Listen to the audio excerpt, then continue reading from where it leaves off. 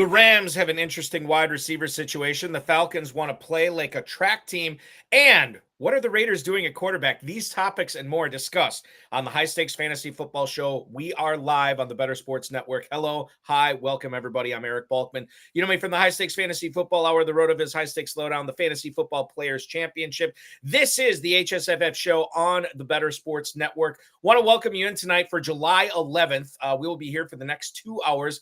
Coming at you strong with plenty of fantasy football talk. It's that time of year. We're all in. If you're watching this, which I know many of you are, you're already drafting, you're already having fun, and you're trying to find the best way to win $1 million grand prize this year in fantasy. Well, let me tell you about the 2024 Fantasy Pros Championship. Drafts are filling every day. Live drafts, slow drafts. Plus, you can get involved in the weekday giveaway right now. If you draft by tonight, or if your slow draft starts tonight, you'll be eligible for the drawing we're going to have tomorrow morning, Friday, for 3 free Fantasy Pros Championship teams, $350 value, and that you can use this year to try to enter for a $1 million grand prize and a $6 million prize pool. So check that out at myffpc.com. Sign up today, myffpc.com. Don't forget about the 2 best ball tournaments we got going on, the Empire Leagues and the Dynasty Leagues that we have popping off over at myffpc.com as well. More to come on that throughout the show. Very excited tonight to welcome in my co-host, the founder of the Fantasy Football Expo, the guy who puts out the best fantasy football consistency guide, the award-winning fantasy football consistency guide as part of Big Guy Fantasy Sports. You follow him on the X at Bob_Lung. Welcome in, Bob Lung. Bob, thank you so much for hopping aboard tonight. Thank you for having me, man. I always love talking with you, chop it up with fantasy football. Lots of great stuff to talk about. Love, obviously, FFPC, definitely the best out there when it comes to all the high stakes stuff. Always have a number of leagues going on with that. So again, thanks for having me. Can't wait to get started. Well, and speaking of one of those leagues, I saw that you're obviously in the Pros versus Joes challenge, which will get underway in about a week and a half. When are you drafting? What day? What's the date? I want to say July. It's the Sunday, July 28th. Does that sound right? Yeah, that would be draft number 4, the live draft number 4. Yeah, That's So are you in the Champagne division? Is that what it is? I think you're picking that's a good 5th. question. I think you're picking 5th in that league, if I remember, because I think you're right. I do think I'm picking 5th. Yeah. So always like to be in the middle in those drafts, just because that way you don't get caught in the runs, which can get out of control, especially in those leagues. Right. But yeah, always looking forward to it. Hopefully I do better. I always, kind of in the middle. My consistency kind of helps, but doesn't help, Right. Yeah. Well, sometimes being too consistent makes you too middle of the road. Right. So I need to take a little more chances this year in that league. So I think, and that's what's great. And what Bob and I are talking about is the FFPC Pros versus Joes Challenge, competition that pits 42 industry pros versus 42 Joes in 7 separate 12-team leagues. The winner of each of those leagues will receive a free entry into the 2025 FFPC main event. Bob, I'm looking at the all-time leaderboard here right now on Fantasy Mojo's website. Darren Armani, our mutual friend, 614 people have participated in this. Right now, you're sitting 64th overall. That's 90th percentile. So all right. So my consistency is keeping me up. Right. Yes. I don't have any. I'm not winning, but I'm not dead last. So that's right. Exactly. I'm looking at a pair of top 20 finishes here for you in this competition as well. So yeah, I think you're doing better than you think. And we will be covering those. I believe in Matt. Our shout out to our producer Matt Deutsch. I believe, Matt, we are going to be streaming those on the Better Sports Network as well. I have to talk. We're having a production meeting on air, which I know is horrible, but I think that's the plan right now. So you'll be able to watch those drafts. You'll be able to watch Bob Lung draft live right here on the Better Sports Network for the FFPC Pros versus Joes Challenge. Bob, let's get into it here. Okay. The Los Angeles Rams, that's where I want to start. NBCSports.com had a report, OC Register, Adam Grossbard, who covers the Rams, said that he believes Puka Nacua and Cooper Kupp, are going to function as the 1A and 1B options in the Rams offense. He says it's going to be difficult to predict who is going to get more targets or more yards. And he didn't really say, this is on the Roto World Football Show, by the way. He didn't really say whether that was on a week-to-week basis or on an entire, if you look at it from a seasonal standpoint as well. Sarah Barshop, who covers the Rams for ESPN, said that in June, Cooper Kupp was really standing out in minicamp and OTAs. And Sean McVay said we don't really have the full scope of all the injuries that Kupp was dealing with last year. Now, Right. that's good. It's good and bad, right? Because it's good. It's like, oh, so he was playing hurt all last year. It's bad because this dude is 31 years old, and I don't know if the injury situation is going to get any better. Now, there was 11 games last year where both of these players were active together. Nacua 92 targets, Kupp had 89. What's interesting about this is and everything I just said is like, you don't look at ADP at all. You think these guys are fairly even. Well, if you look at the Fantasy Mojo ADP on the Fantasy Pros Championship, fantasymojo.com at Fantasy Mojo, Aaron Armani, get the subscription now if you play in the FFPC. Puka Nacua, 112 is his ADP. He is a first-round pick right now, yet you can get Cooper Kupp in the middle of the third round. Bob, I think that the consistency part of you wants to say, like, hey, Kupp is a screaming value here. Oh, yeah. Nacua, is that how you're handling him right now? Absolutely. I mean, I've been in a few between Scott Fishbowl is a little bit different, but I've been in some other drafts recently, an FSGA draft I just did a few weeks ago, and yeah, I got Cooper Kupp as my third wide receiver, and I think it was round 4. He's obviously probably been moving up a little bit from that standpoint, but yeah, I mean, yeah, I get it. He's older. I mean, he's going to have probably his tweaks and that kind of stuff. But like you said, from a consistency standpoint, he's always been there the last few years. It's great that they're 1A, 1B, right? We've seen many teams historically have 2 wide receivers that are in the top 20, and that's all we really want out of Cooper. We're not expecting him to be Cooper Kupp of a couple years ago where he's running away with the scoring title in fantasy football. We want him to be top 20 because we can draft him in top 25, top 30, which is perfect. And if he does better than that, that's just a bonus. But yeah, I'm perfectly fine. I've been drafting him a lot. And as long as his value continues to stay down, which, the more this talk happens, that's going to keep driving his ADP up. I don't know if it'll change Cooper Kupp or Puka Nacua's, but it definitely is moving Cooper Kupp up. We'll see if Nacua drops a little bit, but I don't think it'll be much even if he does drop. I think the thing is you're trying to win $1 million, right? And if you're going to tell me that I can get a leg up on the competition right now by getting a player who is the 1B to the 1A, if this reporting is accurate, and let's assume it is, because this is what he does for a living. A round and a half later in ADP, yeah, I understand the age difference, and it is a young man's game. But I almost think it's weird to say that the older guy represents more upside here, but that's the way people are drafting him right now, and I think that's an interesting way to handle it because you potentially get the number 1 receiver over Nacua on the Rams by getting Cooper Kupp, getting Kupp in the middle of the third round as well. So that's something we'll be watching for going forward. Especially if Stafford Stafford loves Kupp. He did a couple years ago before Nacua. They certainly have a chemistry. They just didn't have it last year. Like you said, the talks that was about, their timing being just a little bit off because of the injuries. They get that timing clicking again. Yeah, it's going to be a great year. And I think Kupp is going to be a great value because of that. I think that another interesting player that we should discuss right here at the top of the show is Saquon Barkley, because he has moved from New York to Philadelphia. Jeremy Fowler, who covers the NFL for ESPN, said that he's spoken to several scouts around the league that think Barkley could have a Christian McCaffrey to San Francisco type of impact with Philadelphia this year. He talked a little bit about the difference, not only with Barkley in Philadelphia, but, that wasn't the only change they made on offense. Obviously, no Kelce there anymore at center.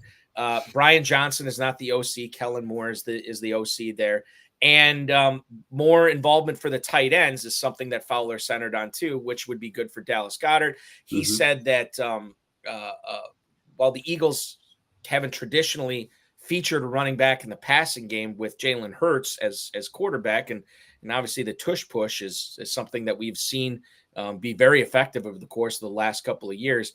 I don't know if Barkley is going to have the opportunity. I don't know if he's going to have the volume to get the touchdowns, to get the catches, to get up into that McCaffrey level of production. However, the fact that this is coming out from several scouts around the league, I think that this is interesting for Barkley, and it's something that we need to be looking at when we're drafting at the end of the first round. Basically, right after Nacua is Saquon Barkley. So to pair what we just talked about, if you want to fade Nacua, who's the next guy up? Well, by ADP, it'd be Saquon Barkley, the Philadelphia Eagle. A fascinating situation for a team that always seemed to like doing the whole running back by committee thing. It really would not be advantageous for them to do that. It'd be criminal to do RBBC with Saquon Barkley there this year. And that's why he's smack dab at that 1-2 turn. Bob, how do you feel about Barkley, the Eagle? I think this is one of these situations where I probably am not going to invest in Barkley because I want to see it before I believe it. They had DeAndre Swift. They didn't use him as a pass catcher very much. Like you said, the tush push takes away almost all the goal line touchdowns.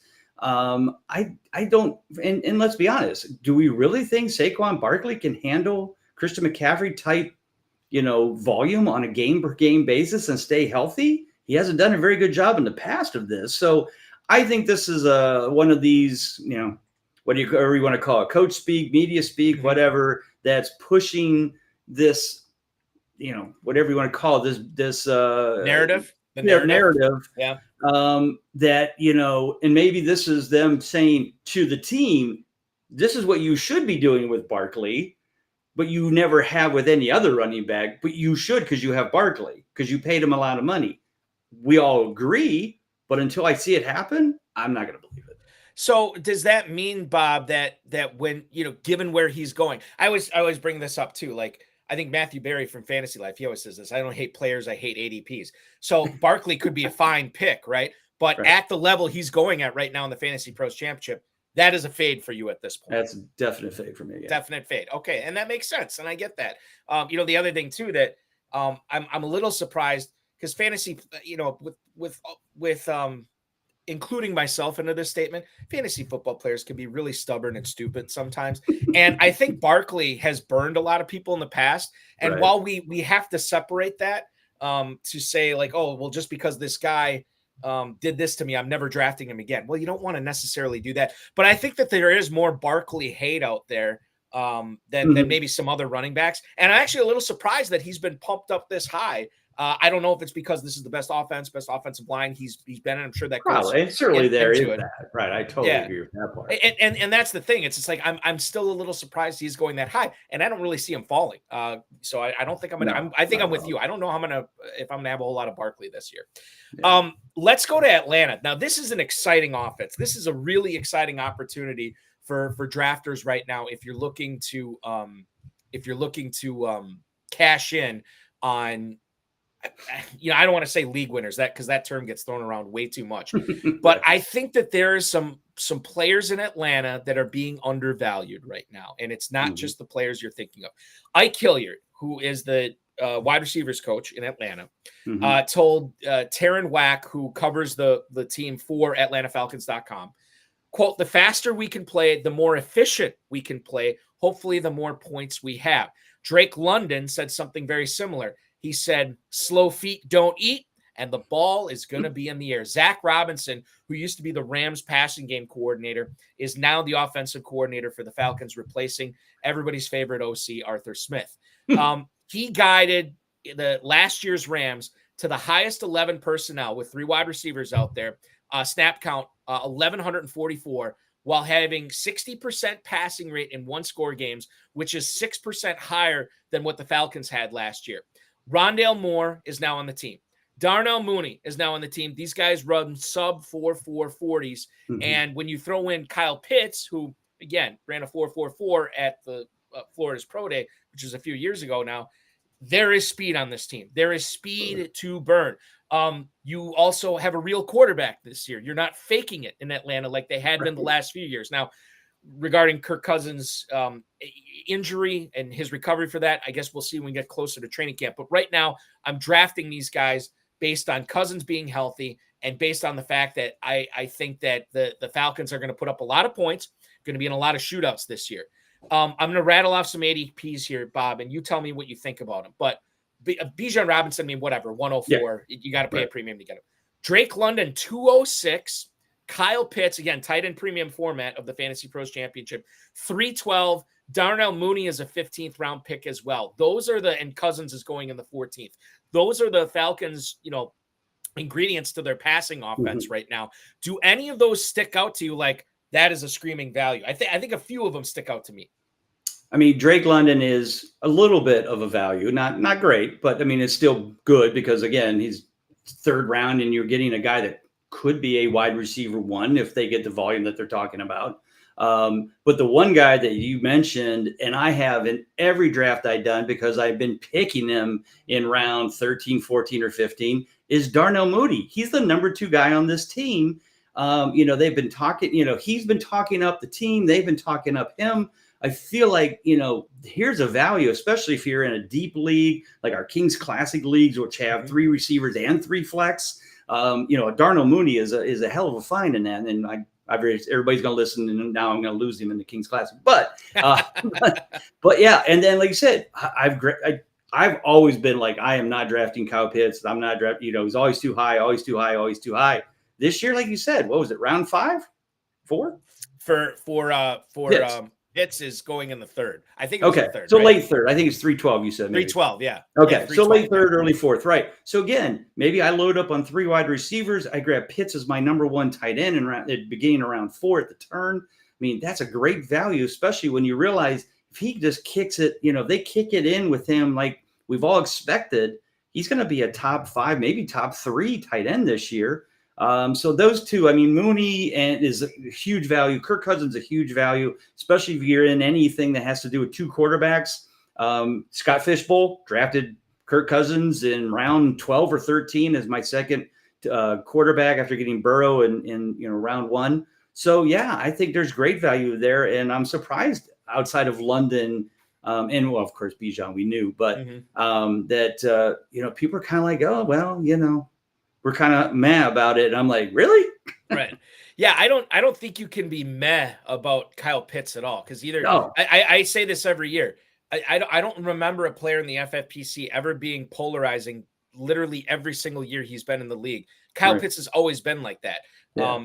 From being a rookie and people thinking he was too high, and then other people thinking he was going to be the next best thing, at tight end. And then the next year, well, he's coming off the bed, or he's coming off a great year. He's going to be great again. No, he'll never do that again. And then the injuries and everything. And now here we're at the 3-4 turn again, where either you love him or you hate him there. I'm with you on London, and I'm with you on Mooney too. And here's what I would say to all the Kyle Pitts haters out there. It's fine if you don't like him. You can leave him, let somebody else draft him. But if you are a Kyle Pitts hater, you should be a Darnell Mooney lover, right? You should be getting him. Don't wait until the 15th round. If you don't think Pitts is going to bring home the bacon, then you need to be bumping Mooney up to like the 13th or 14th round. Don't wait until the 15th round, because that is how you see the Falcons offense. Unless you just think it's going to be London and Robinson, and with Zach Robinson running things there, I don't see that happening. I think this is going to be a total. And Kirk Cousins is going to throw. He's going to spread the ball around. I mean, he's still a play to win the game player, which he should be. So yeah, I mean, we're not Arthur Smith, but certainly he's going to spread the ball around. And if London's double teamed or Bijan's not getting the holes, or, they're filling the box, then he's going to look elsewhere. And that could be Mooney down the field, or it could be Pitts across the middle. So there's so many options for Cousins. I feel like he should be ecstatic because really he basically had Jefferson and Addison as a rookie, and didn't have much else. His running backs weren't doing him any help. I mean, Hawkinson was great, but then he got hurt. So I feel like Cousins is in a great situation. I think he's in a great situation to draft too. I mean, quarterback is, in my opinion, it is so deep this year. For people who love waiting on quarterback, there is just a bajillion ways that you can cobble together what 2 you want to go with. I mean, if you grab an elite guy, Allen, Hurts, Mahomes, whatever, you can grab Cousins later on as your second guy. Or Cousins could be your second guy after you take Caleb Williams or Jared Goff or something like that, and pairing those guys up. Or if you really wanted to be crazy about it, I mean, I think you could load up at running back, wide receiver, and tight end and go with a Kirk Cousins, Aaron Rodgers, or a Kirk Cousins, Matthew Stafford pairing. There's not a lot of people that are going to wait until 17 quarterbacks are off the board to take 2 quarterbacks, but I think you could do it this year. But you could do it. I think you could get away with it. Yeah. Well, and even if, you think about, so first 6, I'm just looking at the FFPC Fantasy Pros ADP right now. Top 16 quarterbacks are off the board. Here are the guys that you can get at quarterback 17 or later: Herbert, Cousins, Stafford, Deshaun Watson, Rodgers, Mayfield, Geno Smith, and another guy that people are getting suddenly very excited about, Will Levis. Like, these are all players that you could get super late in this. Like, we're talking 16th, 17th, 18th round. So there's a lot to like about quarterback this year as far as the depth goes. Evan Engram is our next topic here. A guy who's been, quite frankly, getting a lot of airtime on this program. So if he does fall flat on his face, I'm not going to look great. ESPN.com's Me neither. Yeah, exactly. There you go. Michael DeRocco was speaking with Evan Engram, and Engram was talking about last year being in Jacksonville and saying his role was being the security blanket for Trevor Lawrence. And he had a 5.0 ADOT, which is not great, Bob. It's a career low for a player who is entering his 8th year, I beg your pardon, into the league. Now, he might be more of a field stretcher this year. In 2017, when he sort of had that role, he was 11th among tight ends with a 9.0 ADOT, and that he was tied for 3rd in the league in deep targets that year as well. Last year, 140 targets, 114 catches, 963 yards. Those were all career highs for Lawrence. He only got in the end zone 4 times, but we know touchdowns, that's not a sticky stat. It could be fluky. Right. He could get in the end zone 10 times this year, and I don't think it should surprise us at all. So he is, if he is going to be a deeper threat this year, that's good for yardage. It may be good for touchdowns. It's not great for receptions and targets. The trade-off here, you would think, would be bigger plays, which is good. We like big plays in fantasy football, but I do think that we like targets and we like catches a little bit better. Your thoughts right now, Evan Engram, a player that is going in the Fantasy Pros Championship fairly high, tight end 7 at the 401. He's basically going right after Kyle Pitts at this point, Bob. I like him this year. I've been drafting him, and it sounds like you've been doing the same. Absolutely. Now, if I'm not mistaken, FFPC is tight end premium. Correct? You are correct. Correct. So then, hence why he's going in the 4th round, because I've been doing drafts that were just straight tight end, and I've been getting him in around like 6, 7, 8. Which is just absurd because, like you said, last year 2nd in total points, but more importantly, 3rd in consistency. Only LaPorta and Kelce was ahead of him.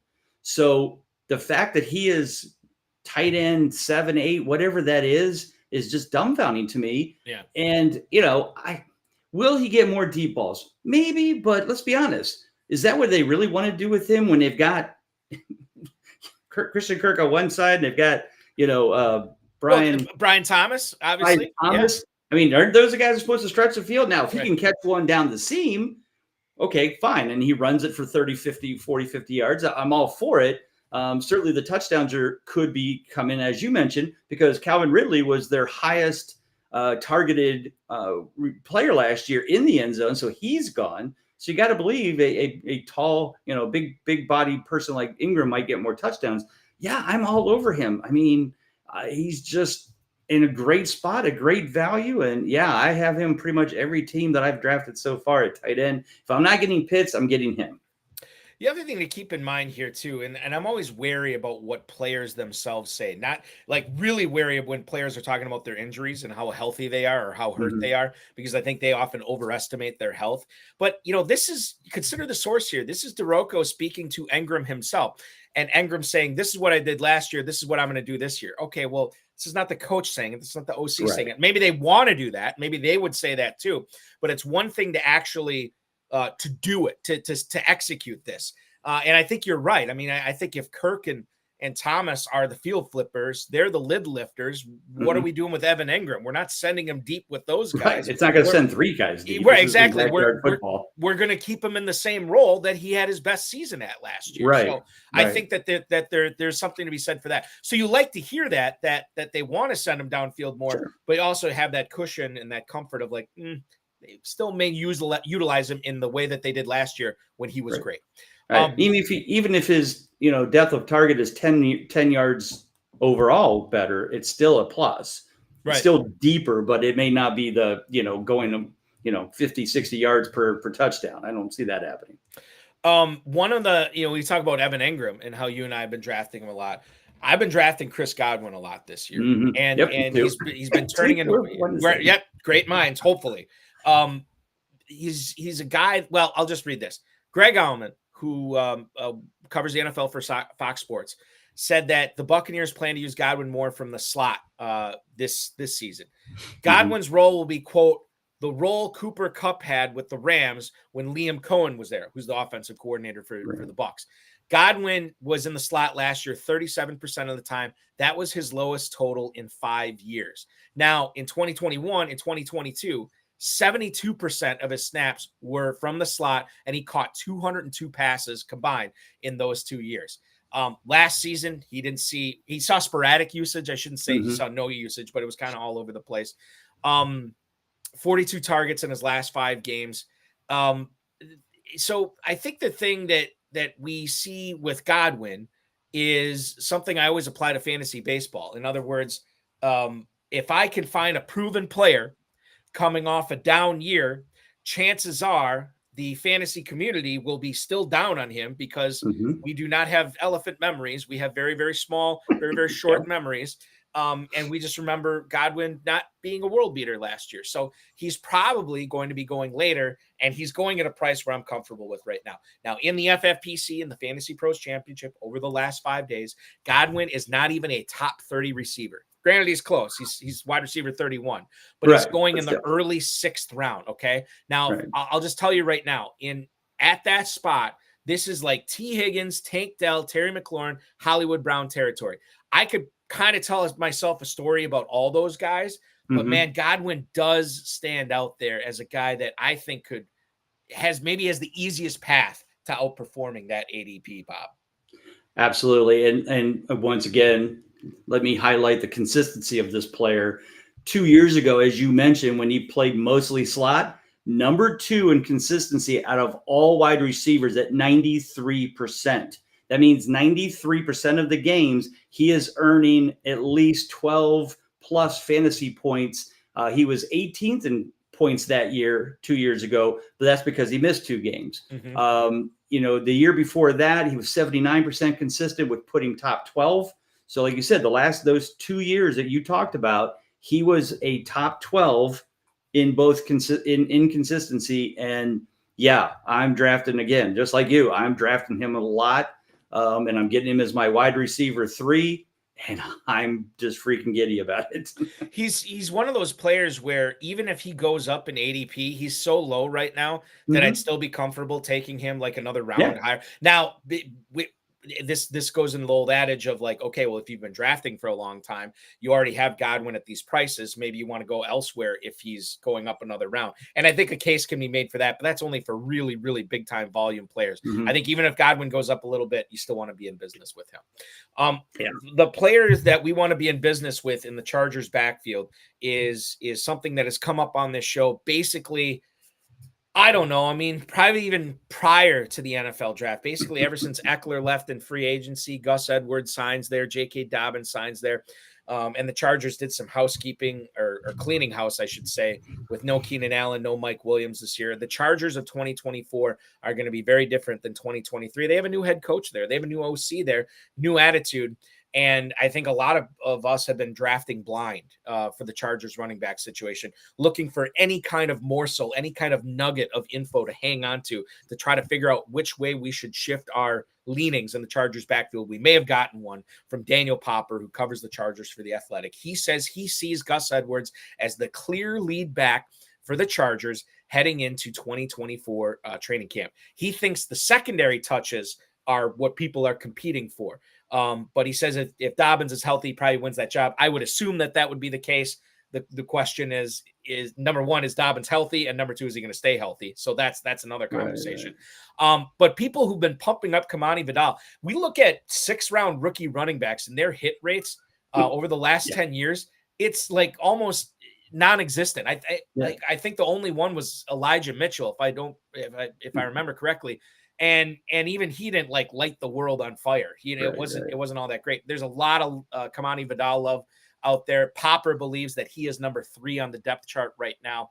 The Chargers bring in Gus Edwards and J.K. Dobbins from Baltimore, where they played for John Harbaugh. Now they're going to play for Jim Harbaugh in Los Angeles. Now, it's not all unicorns, raindrops, or rainbows and gumdrops, whatever, for Gus Edwards. He is going to turn 29 this year. At times last year, he looked like he was showing his age a little bit. Dobbins, shifting over to him, Dude seems to have a serious knee injury at the start of every season or before the season starts, including a torn ACL, including a blown Achilles. I would imagine the Chargers want Edwards and Dobbins as their top two backs. Is that enough for us to say, okay, I'm going to sink picks into, and when I'm drafting my Chargers running backs, I'm going to sink them into Edwards. Maybe I'll sprinkle in some Dobbins, but I'm not taking Vidal. The thing is right now, Bob, when we look at the ADP, Gus Edwards has moved up a little bit. He's now a 10th round pick. He was an 11th round pick. He's in the 10th round. Dobbins and Vidal are basically going back to back in the early 12th round. This report, how much are you putting viability into it, and the fact that, okay, it seems like Edwards is going to be the guy. Should I also treat Edwards as getting a starting running back in the 10th round? Is that something I want to do for my fantasy teams this year? I mean, it's certainly not terrible value. I mean, you're getting them as you're probably running back 3, maybe even 4, depending on, how you draft or how you do your roster construction. But like you said, there's so many strikes against him with the age. How much does let's say they're all healthy. My thought is you got Jim Harbaugh. He might just start rotating them in every series, and then we've got a real mess. My old time league I've been in now for 40 years. We started in 1985. We're still touchdown only. That's where I'm really excited about having Gus Edwards in. Right. Then that's it. He was, I had him, I think, picked him up in a few leagues last year, scored some touchdowns for me, did. But, at the end of the year, 26 in total points, 34th in consistency, 47%. So basically half the games. Basically, if he scores a touchdown, you're good. If he doesn't, you're not. Right. And I feel like it's going to be kind of the same way. And I'm just not I feel like there's got to be something else in the 10th round that'll be like, I might have to go with this because it might have more upside with this player or not. Yeah, and it's a double-digit round, so it's obviously it's not going to sink you, but those are usually the spots where we're looking for upside, right? Right. There's 2 guys, I would say 3 guys that are going after him that I probably would rather have. Marshawn Lloyd from Green Bay, Kendra Miller in New Orleans, and Ty Chandler in Minnesota. I think I'd much rather have. I should say, I would much rather have those 3 over Edwards because of the explosiveness of those players. I mean, Lloyd, the Packers want to involve him right away. I think it's going to be similar to what we've seen with Jones and Dillon, where you're going to get Josh Jacobs getting 2 series, and then Marshawn Lloyd gets a series. Now, Lloyd has to pass pro. That's probably his biggest issue, and he's got to hang on to the ball. But I like him.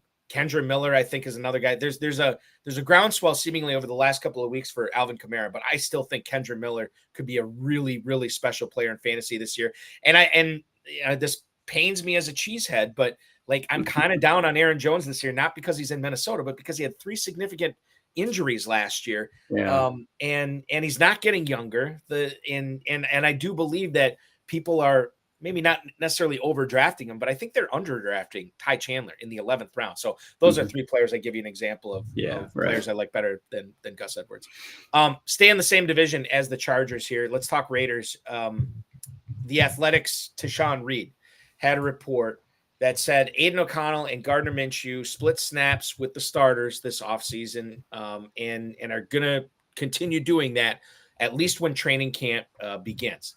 So both of them were not all that great in OTAs, turnovers, inaccuracy, and really couldn't pump the ball down the field.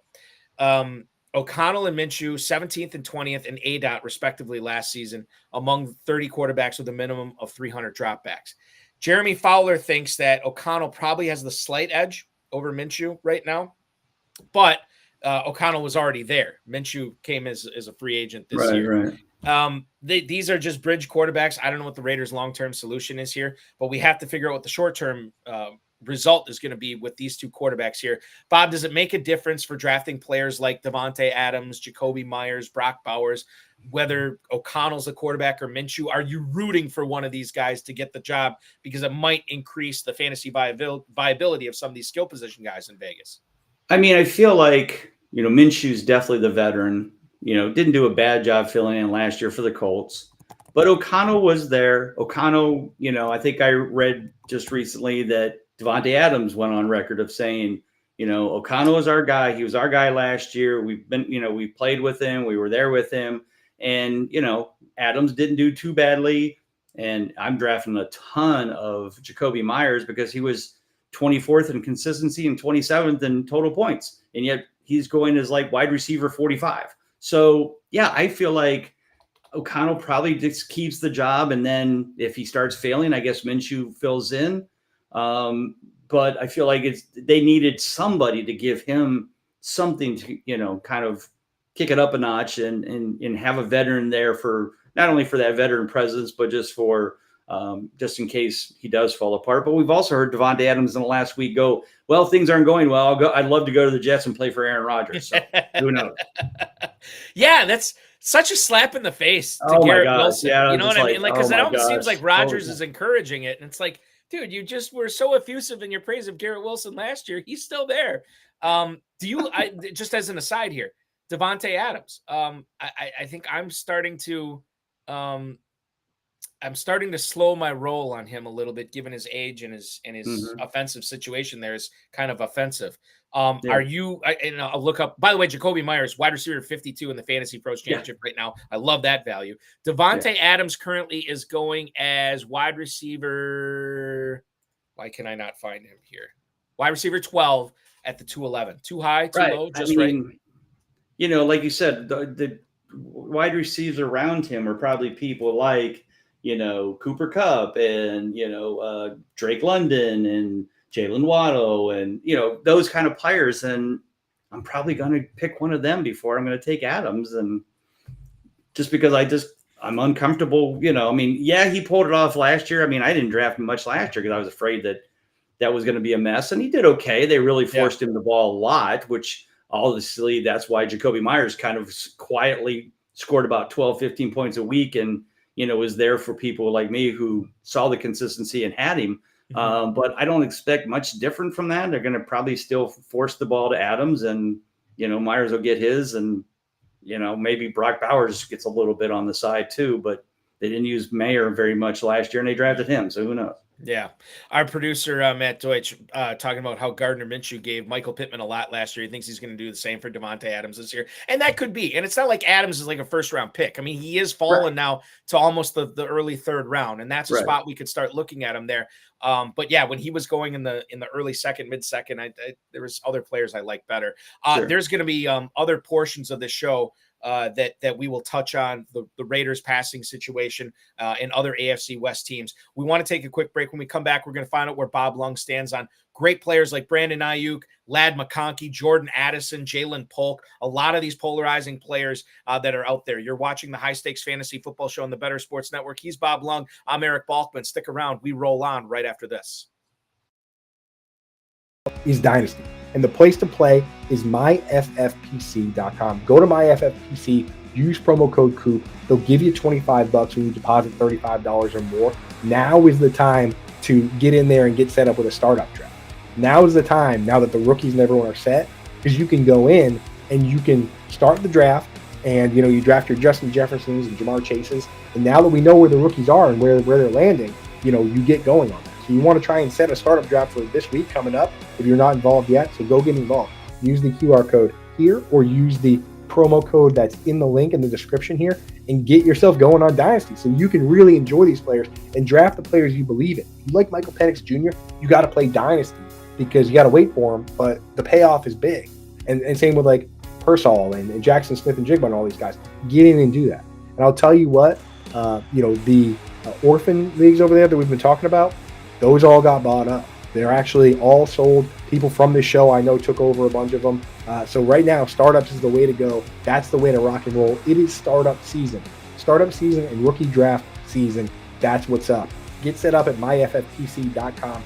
Use promo code Kupp. They'll give you $25 when you deposit $35 or more and give you a leg up. No dealing with chasing around your friends and making them pay dues and having your buddy be like, oh, dude, I got to quit the league because I got a dog and I can't pay attention no more and I don't want to do trades. Forget all that. You can play online, MyFFPC, high stakes, low stakes, whatever you want to do with experts. And if somebody leaves the league, it goes in that orphan pool and somebody picks it up. The league has never been disbanded on FFPC.com.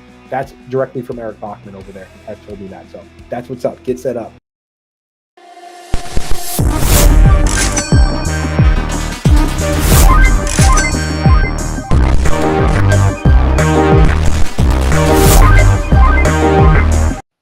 20 minutes until the top of the hour. The High Stakes Fantasy Football Show rolls on here on the Better Sports Network. He's Bob Lung, the founder of the Fantasy Football Expo. Of course, also the founder of the Fantasy Football Consistency Guide, which you can get on Amazon, as well as check out his website, bigguyfantasysports.com. Follow him on the X at Bob_Lung. I do want to remind everybody, too, we talked about the Fantasy Pros Championship a lot in that first segment, $1 million grand prize. Register now at myffpc.com. If you're still in best ball mode, hey, that's okay. We got 2 best ball tournaments going on right now. The regular best ball tournament, we have $125 entry fee, $300,000 grand prize. That's up $100,000 from last year. And we also have a super flex best ball tournament that you can play in as well. $35 to enter that. And the winner for the first time ever will get a 6-figure grand prize, $100,000 going to the winner there. That's up from $50 grand last year. myffpc.com is where to go to play in those FFPC best ball tournaments. More to come on all the other things that we have going on with the FFPC later on in the show. So, Bob, one of the things I always love to do here on the program is to find out where players, drafters, fantasy football players like you stand on certain players. Maybe they're a fade, maybe they're a target for you, maybe you have no feeling on it whatsoever. And that's what we're going to try to do in this segment. And we'll kick it off with a player that I have seen go as the first player overall in Fantasy Pros Championship drafts. Not a lot, but I have seen it happen this season. His ADP is the 106 over the last 5 days in the Fantasy Pros Championship. And that is one Breece Hall, a player that was coming off the torn ACL coming into last year, had a really good season, and now he gets a pretty talented quarterback back there instead of Zach Wilson and all the other dreck the Jets were throwing out there. Where do you stand on Breece Hall at the 106 this year, my friend? I mean, I certainly think it's a fair value. I mean, last year with a bad team, bad quarterback, bad offensive line, he was second in total points. He was 11th in consistency. So that's where, but like you said, so much improvement from last year to this year certainly gives it a fair value that you can pick him. My problem is always I'm staring at him or I'm staring at Jamar Chase or and I'm like, so tough. But I there's no question it's a fair value. I have no problem if somebody drafts him in that spot. I just have to talk myself into doing it at least once. A lot of times with those first round picks, when I'm deciding between running back and receiver, I'll take a peek at ADP to find out who would be there from my next pick to find out, is there a running back that I love there? Is there wide receiver or tight end that I'll love there or whatever? But with FFPC, I think, then obviously as an FFPC employee, I don't play in it, but I think one of the difficult things that's really difficult to do in the FFPC because of all the different ways you can build your team. And you get also these crazy people who are drafting the FFPC that start with 4 wide receivers or 4 running backs or 3 tight ends, in some cases too. So it's difficult to do that. But Breece Hall at the 106, I think I'm with you, makes sense with me as well. A player in the in the NFC West that has come up literally on every show, and he will continue to come up on every show until we have some sort of resolution in Aiyuk Gate at the Golden Gate, as it were, in San Francisco. Mike Garofalo says that Aiyuk and the Niners are no closer to a deal than they were a while back. There just hasn't been no headway. Garofalo, who said this on the NBC Sports Bay Area webpage, said that a trade is not something that Aiyuk and his team are exploring or have ever explored. Aiyuk said if he had to make a guess, he thinks he'll be in a Niners jersey this year. I think that he will be in a Niners jersey this year. It's a really difficult situation because Aiyuk doesn't have any leverage. Aiyuk is good enough to get a lot of crazy money on a different team, but I don't think the Niners view him as a market resetter. And I don't think he is a market resetter. He's a great player, but he's not an elite player. And I think that's the thing that's the stalemate that we're running into with the Niners and Aiyuk right now. Now, if we look at how FFPC players are drafting him over the last 5 days, Aiyuk is wide receiver 17 at the 309. That's Waddle, Evans, Neighbors, Pittman neighborhood. Where do you stand on Brandon Aiyuk currently? Right now, I'm not. I'm just first off, last year was his best year, his best consistency year. He was 5th overall, 81%. So he was actually even ahead of Deebo Samuel, but he's still 13th in total points. I'm with you. I think he's a very good player, but I don't think he deserves to get the elite money, and that's what he's looking for.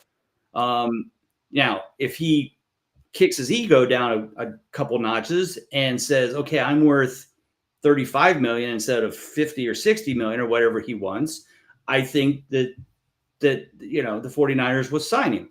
But if he thinks he's going to get 50, 60 million and be right there with Justin Jefferson and Chase, it's not going to happen because Johnson isn't going to allow it to happen. So I pretty much have not drafted him at all. I've drafted a Pittman or one of those other guys that you mentioned, Mike Evans, those kind of people, because I know what I'm getting there. I know that, I know the certainty they're going to play, and Aiyuk probably will play, but you start stretching it out, you miss camp, and then you have a pulled muscle. It never seems to work out well for the guys that hold out a little too long, even if they still sign. So I'm out on Aiyuk. In fact, my rankings, I have him ranked like 22nd or something. Yeah. Just because I'm just not going to put him up there with those folks in that 15 to 20 range. So a few things to unpack here, and plenty of reaction in the YouTube chat right now. Sean Green, who's also going to be competing in the FFPC Pros versus Joes this year, he said there's no way that Aiyuk is not a Niner. Dominic Gazzetti said that Rich Eisen had George Kittle on recently, and he said that he expects Brandon Aiyuk to be a San Francisco 49er as well. Dom also saying that the Niners do business this way, and actually the Packers do business very close to this, where they get these deals done like right before training camp. It happened with George Kittle. It happened with Nick Bosa. Nick Bosa, right? The Niner. Joey Bosa's in. Joey Bosa's the Chargers. Yeah, I always get those Bosa guys mixed up. Yeah. All white defensive ends who are brothers from Ohio State look alike to me. Deebo Samuel all got their deals late. Fred Warner, he mentions too, or Sean Green mentions as well. So this, and the thing is, Aiyuk does not have a lot of leverage here, based on the latest CBA. To your point, while I understand he probably has to report, the longer this stuff goes, like we don't know what Aiyuk was doing instead of OTAs and mini camps, right. And I do think there is something to be said for being there. I know there's a lot of people that say, they're in shorts and they're just running around, they're not doing anything. I think it's important, and I think the more training camp you miss, the more we've seen it happen before, where these guys either aren't in shape, or because they're not in shape, they pull a muscle, and then that sets them back, and then they just never really get into the flow of the season. It's just an ongoing snowball. Right. And something else you brought up, last year was his best year. And are we talking about getting a fantastic value with Brandon Aiyuk at the 309 right now because he had such a great year last year and everybody hates him because of his contract right now? If he signs tomorrow, how high does he go? I don't think he goes up that much higher. No, so what's the sense of drafting him at this spot right now when you could get that comfortability, which is not a word, but I hear people use it all the time. You can get that comfortability of him being on the team and practicing in training camp, and I'm only paying a little bit more. That's when I will think about drafting Aiyuk, but not right now. Yeah. No. Okay. Lad McConkey, rookie wide receiver for the Los Angeles Chargers this year. ESPN.com had a report on the Chargers offense, and in it, Justin Herbert was effusively praising Lad McConkey, saying that he's picked up the offense so easily. Chris Ream, who covers the team for ESPN, said that McConkey's perhaps been the team's best route runner this offseason. Again, no Keenan Allen, no Mike Williams, just Joshua Palmer and Quentin Johnston. I don't know how big of a bar that is to jump over. But I probably run better routes. But. Yeah, the Chargers did trade up to get him. And this is a situation where he is a rookie receiver that has the opportunity to be the number one wide receiver on this team. This team, however, features Jim Harbaugh as a head coach who loves running the ball. It features offensive coordinator Greg Roman, who loves to run the ball. In fact, they went out and got two running backs that we talked about in the first segment in Gus Edwards and J.K. Dobbins that came from a run-heavy team to come in and probably help run the ball there. So where do you stand on Lad McConkey, Bob Long, knowing that he could be the number one receiver, but maybe not number one receiver in capital letters? Yeah, I mean, he's certainly one of those guys. I mean, usually when I do my drafts, I usually try to build my core team, my starting team, focus around that consistency model that I have. And then once I get outside of that, that's when I start looking at those opportunities, a Darnell Mooney, those kind of folks. Lad McConkey is certainly somebody that, if I'm sitting in round 14, 15, and I'm like, oh, he's still there. I don't know what he's going in FFPC. He's maybe in a little bit higher. He's in the 7th now. So you're, 7th round. You're definitely off Lad McConkey. Okay, right? Yeah, then I'm out. Yeah. Let me quote from what's it called, Shark Tank? Because of that, I'm out. Yeah, exactly. Yeah. Wide receiver 7th round for Lad McConkey. Yeah, it is a little nuts because this is what people are doing at this point. They're standing on their laurels of trying to get a number 1 wide receiver who is in that. Because he's a rookie, he's in that mystery box. We just don't know what he's going to do. Could he have a 1,200-yard season? Probably not. But there remains the possibility because we could come in and have an Odell Beckham year. And I'm not saying he's going to, but I'm saying this is the mentality of drafting right now to try. Now, this is the same area that Deontay Johnson, Rashee Rice, Christian Watson, and DeAndre Hopkins are going. Right. So McConkey is in the 7th round right now. You are out on him. I think it's a little high for my taste as well because I love Deontay Johnson this year. I'm not saying that. I have him. A lot of league. Yeah. I mean, Deontay Johnson, I'm definitely on. DeAndre Hopkins, I know is no longer a young man as far as receivers go. But if Tennessee opens up the offense this year, which it sounds like they're going to do, I love Hopkins in the 7th round. So there's other players there. That I like over McConkey. From a dynasty standpoint, it's totally different. But redraft, that's where I'm at. Okay. A fellow rookie receiver in Rome Odunze. Again, another player that has been picking up steam over the course of the last 3 weeks, I would say. A player that some people believe, some pundits out there believe, he's already the number 1 receiver in Chicago and will show everybody that he will be the number 1 receiver there as soon as the season starts. This is a team that already has Keenan Allen. It already has DJ Moore. Rome Odunze, not going as high as McConkey, but he still is in the single-digit rounds here, Bob. Wide receiver 48, 909 behind Jameson Williams and Brian Thomas. Where do you stand on Rome Odunze? Where I stand is I want to know what drugs these people are taking and can they send me some. Holy cow. So there's people that are like, hey, I'm going to take McConkey in round 7 and Odunze in round 9 and screw that DJ Moore and Keenan Allen. Those guys they're has-beens. I'm like, with a rookie quarterback on top of it. Do you feel like Bob that your consistency guide, your consistency model penalizes rookies because A, they don't have the consistency, and B, the other guys that they have on their team, their teammates, like in this case Allen and Moore, do have the consistency that the rookies don't. Yeah, I mean, so in my guide, I actually do an article every year where I've been tracking since 2010. And any rookie who has over 60% consistency in their rookie season, that to me is a very good season for a rookie. Mm-hmm. Now, of course, wide receivers are far and above have the highest number of people that have done that. But when you look at the players and where they were at, who they were playing with, they usually didn't have 2 future, maybe not Hall of Famers, but 2 future very good veterans in front of them. So you've got Odell Beckham, Jamar Chase, Julio Jones, Keenan Allen, DK Metcalf, Aiyuk, Jalen Waddle, Jarvis Landry, Justin Jefferson, Kupp, Evans, etc. I mean, those guys were all, coming on a team that maybe had one other good receiver. I don't even know if they even had a true number 1 ahead of them. Maybe they did. But, a lot of times if you have a true number 1 and then you're a good rookie, you can get something out of that, because they might double team they could probably double team the top veteran and give you some space. In this case, I could see him having, I think he would be great for best ball because he might have some games where he catches 3 passes. He'll be like a Gabe Davis, right? 3 catches, 100 yards, 3 touchdowns. And you're like, oh, this is it.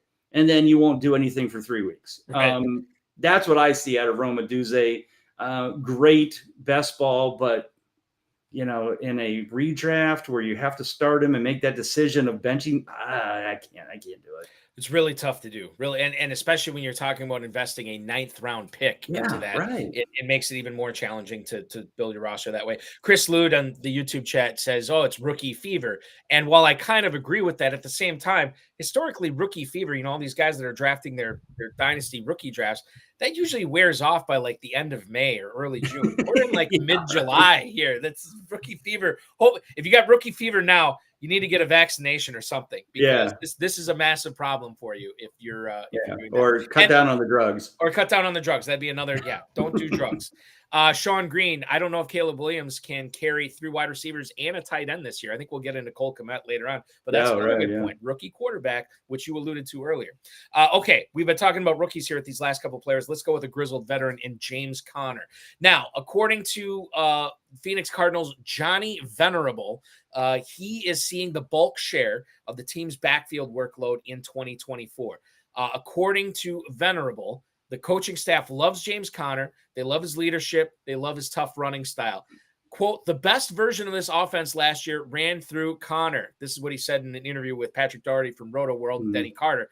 Conner is one of their best players. Now, Michael Carter could mix in behind him over Trey Benson. This is according to Venerable, which would be really weird because of the draft capital the Cardinals invested into Benson, who was the 66th pick of the draft. Although he never had more than 20 rushing attempts in any game of his college career, both at Oregon and Florida State. But Conner is the guy I want to talk about here, the guy I want to focus on, because this is a classic example of people just disregarding a starting running back on a team, and they're letting him fall to running back 21 at the 609 right now, which is still – I can do that. It's not my favorite pick, but I can do it. Aaron Jones and Zamir White are going above him. I'd rather have Conner than both those players. I can tell you that right now. So Conner at the 609, where do you stand on him, Bob? I like James Conner. He's definitely been a very solid, consistent back. He's usually a good, solid, consistent RB2 for you most of the time. Obviously, his biggest problem is the last 3 years. He's played 13, and 15 games in a season. So, he's not going to make it through. The question is Arizona going to be smart enough to mix in either Carter or Benson to give him a little more rest and use him maybe later in the game if they've got a lead? He's a very good back. And if he can stay healthy when he's on the field, he's very good and very consistent. That's the big if. And, he's not getting any younger. Yeah, I'm sure he looks great. He always looks great in preseason, but then he has to play games every week for 18 weeks. So that's kind of the problem.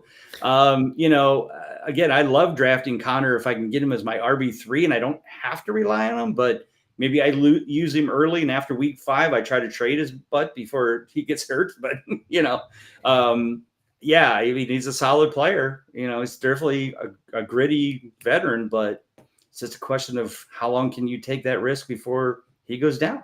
And I think that's the thing that we do. If we draft James Conner, you're not expecting him to play all season. Like, he's going to get hurt. He's going to get dinged up. And that's why you build the depth there. So maybe the 609, Permar 99 hates him. Absolutely. It does not want to have anything to do with them. And I think that you can make the case for looking elsewhere, maybe at a different position in the 6th round. I'd like to see Conner fall a little bit before I start investing in him a lot, but 609 I could do. Okay. From the grizzled veteran back to a young player that had a really, really good rookie season in Jordan Addison last year. Kevin O'Connell was praising how much stronger he got, how much more physical he's been this year. He hasn't lost his burst. He hasn't lost his speed with this added strength. And this is after a year where he had 70 catches for over 900 yards and he got in the end zone 10 times. 20% of his targets are more than 20 yards downfield, 6 catches on 20 targets of deep shots, 250 yards and 4 touchdowns. Where do you stand? Again, not catching passes from Kirk Cousins this year. It's going to be Sam Darnold, J.J. McCarthy. Where do you stand on Jordan Addison as the wide receiver 42 in the 8th round right now, Bob? I think, wide receiver 42 is fine. I have him ranked like 36, 37. So I have him as a late 3, early 4. I'd rather have him as my wide receiver 4, but he usually gets to that point, and I'm usually staring at him and Jacoby Meyer. And I'm like, so I usually go Meyer. This kid is talented, and he obviously showed that last year. But, J.J. McCarthy, does he have the arm strength? Does he, can he play in a more higher passing, outside of Michigan? Don't know. Sam Darnold can be good at times, but then he starts seeing ghosts, and we don't know what happens.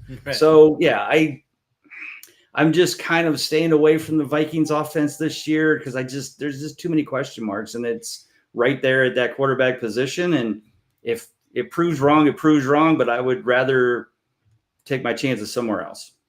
Chase Brown is a player that I think is interesting, given the fact the report I think we got last week is that the Bengals are going to be more active throwing to the running backs this year. And the starter there right now is the guy from Indianapolis, Zach Moss. Thank you. Yeah. But Chase Brown could be we're talking about Nacua and Kupp as 1A and 1B. Maybe it's a 1A and 1B in the Bengals backfield as well. Chase Brown, running back 37 at the 10:02, knowing what we know about him right now and knowing what we know about that offense right now. Bob, where do you stand on Chase Brown? I do like Chase Brown.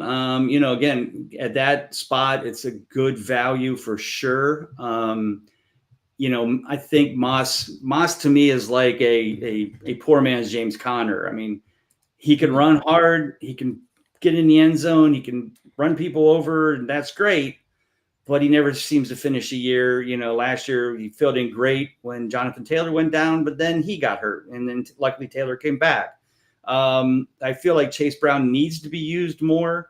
I still don't believe we're going to throw more in the passing game. You've got – listen, T. Higgins, you've got Justin Chase Jamar Chase, and then you got Gesicki at tight end. So you've got a really good tight end too. Now you can use and Jermaine Burton too. Jermaine Burton, right? So it's like you're going to throw the ball out of the backfield. Why do that?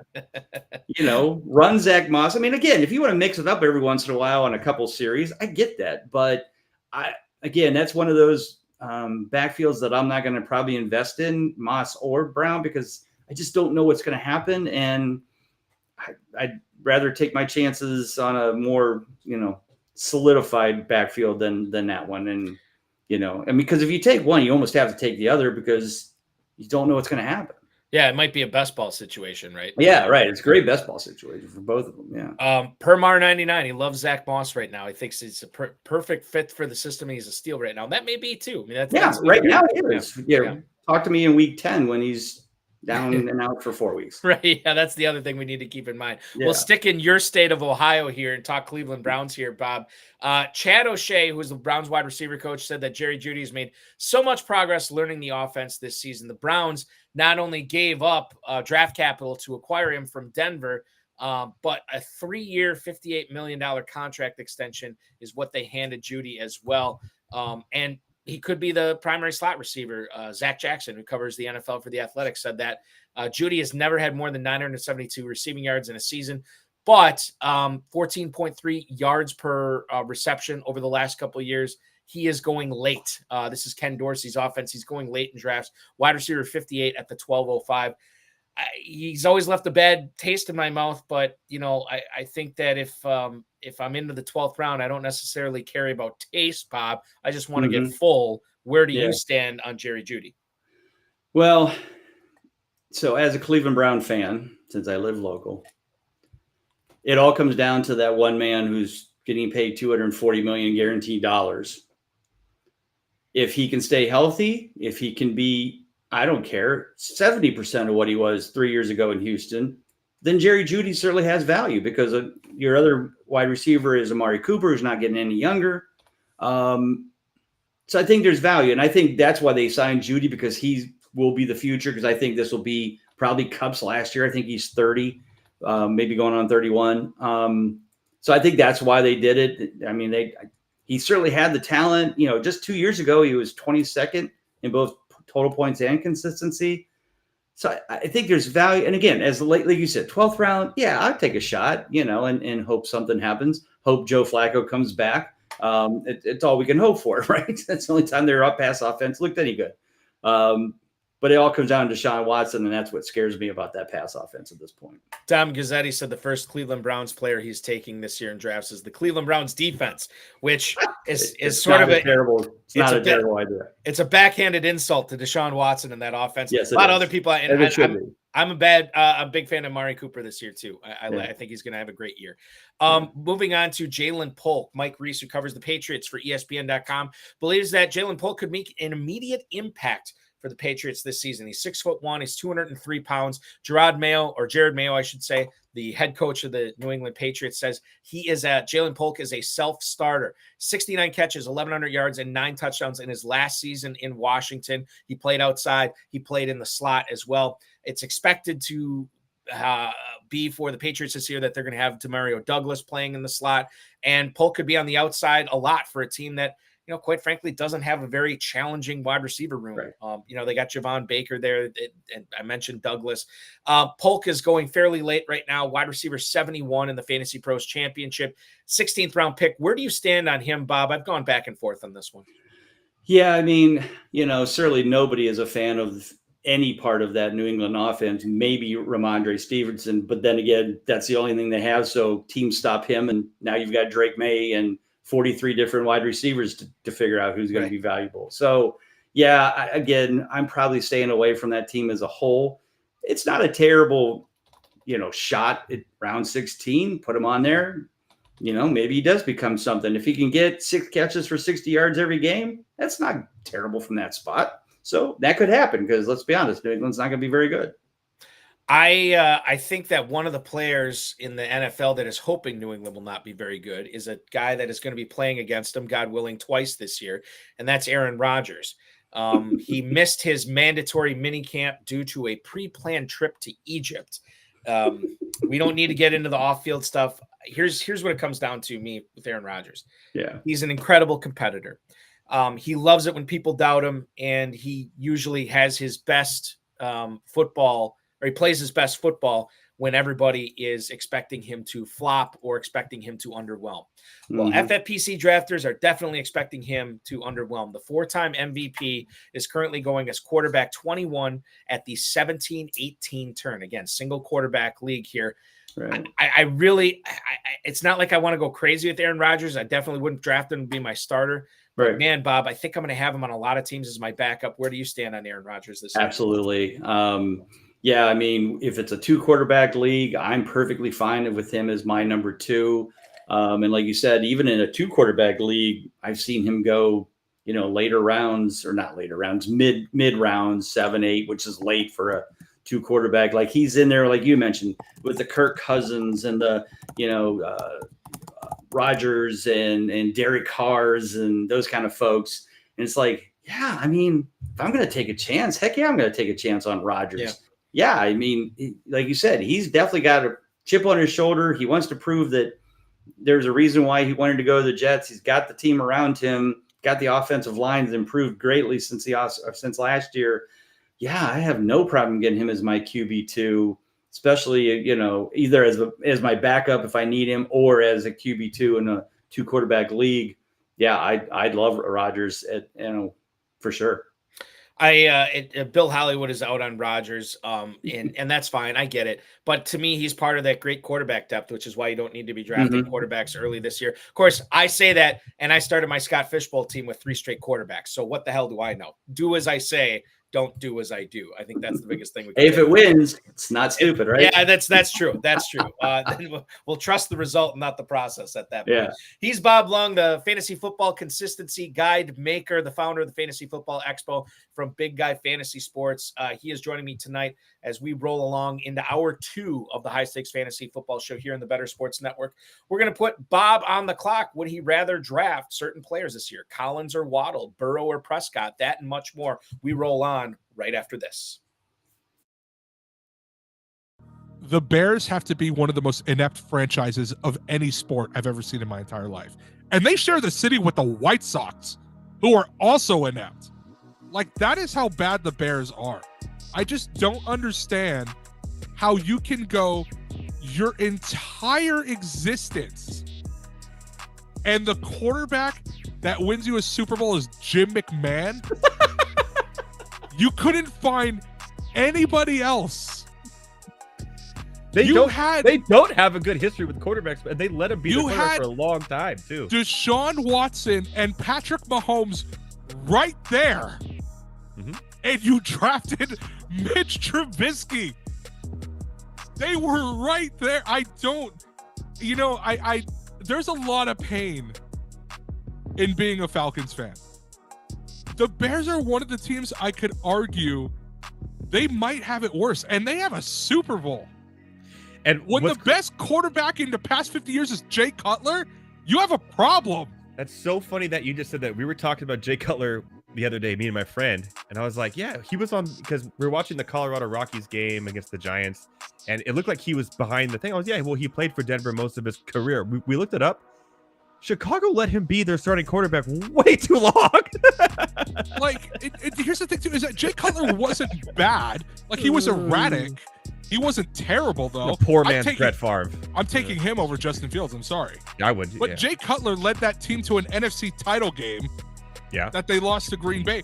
But he's gotten farther than anybody else. You want to know who the other starting quarterback was for the Bears in the other Super Bowl appearance they made? It was Rex Grossman. What are we doing out here? It was Rex Grossman, and Kyle Orton was the backup. How are you that bad? Bro, like, oh my God. Listen to the top 5. According to Football Reference, the top 5 greatest Bears quarterbacks of all time. Jay Cutler, number 1. I can't believe it. Sid Luckman, who last played in 1950, is number 2. Jim Harbaugh is number 3. Jim McMahon, the Super Bowl winner, is number 4, and he played there for 6 years. And Mitch Trubisky, is number 5 on the list as terms of passing yards go.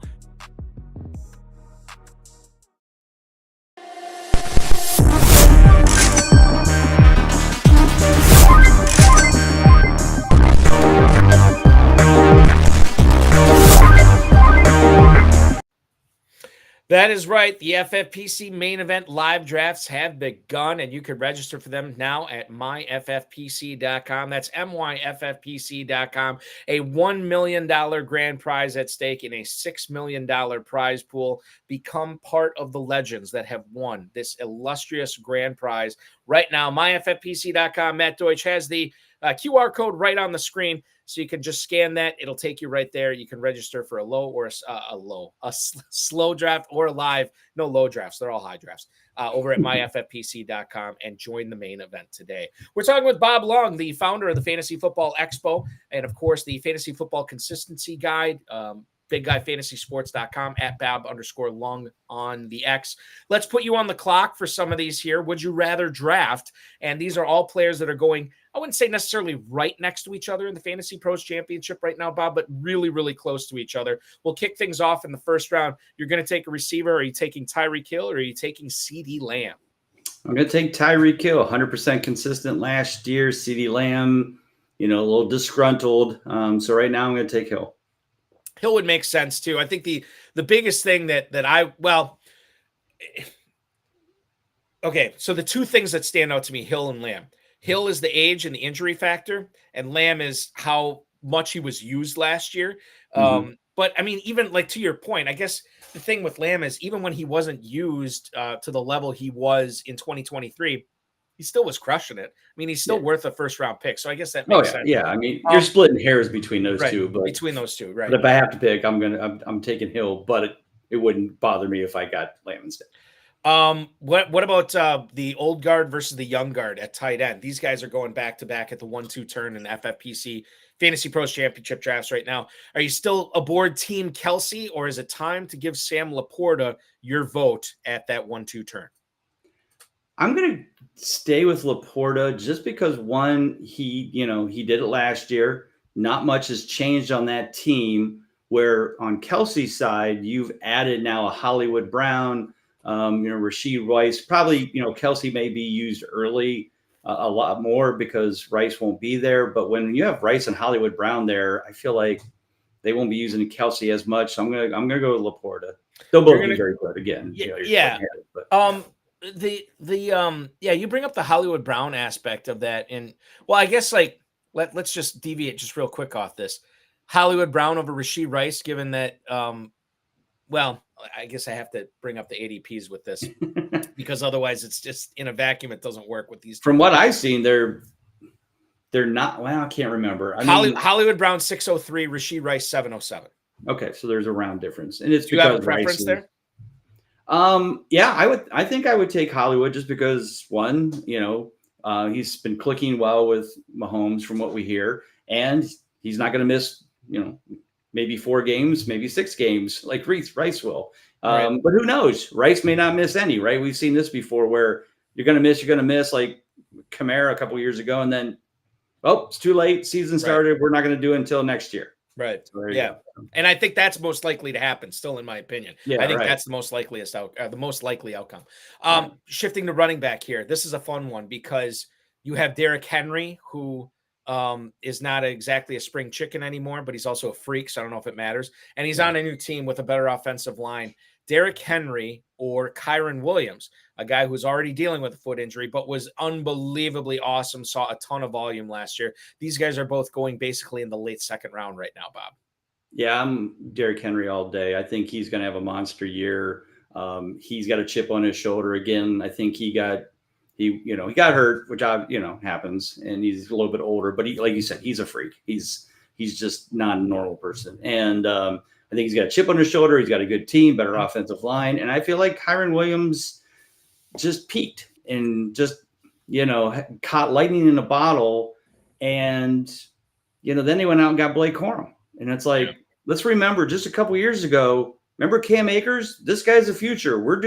He's it. He's our star. He's boom, gone. Just gone. It's like, so if they could do that to Cam Akers, they could do that to Kyron Williams. Not saying he'll be gone this year, but I'm just saying if he doesn't stay healthy, if he doesn't perform, and Corum can show that he can do a pretty good job, I'm a little worried. So I'm definitely in on Henry. I think, and Permar brings it up tonight, Joe Mixon or Derrick Henry.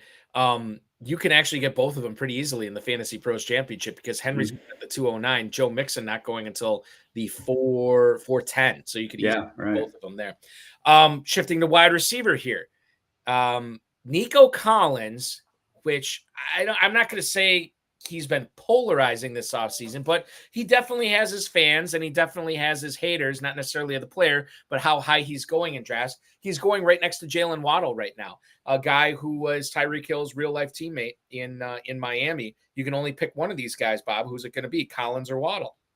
I'm going to go with Waddle just because I feel like the Dolphins, I'm pretty sure they're pulling people out of the stands to play defense for them this year because they lost like their entire defense in the offseason.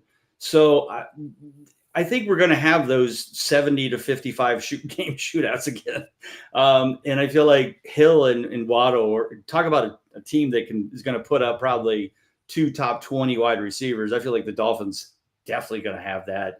And Collins, now he's got Stephon Diggs. Maybe again, they could be a 1-2 punch and be very productive. But, is CJ Stroud, is this going to be a sophomore slump? We don't know. There's too much I feel comfortable with in Miami versus what the Texans are, going to be doing and how that's all going to work. And they've got a better running back in Joe Mixon. Yeah. So, how's that offense going to function? We know what Miami's going to have to do.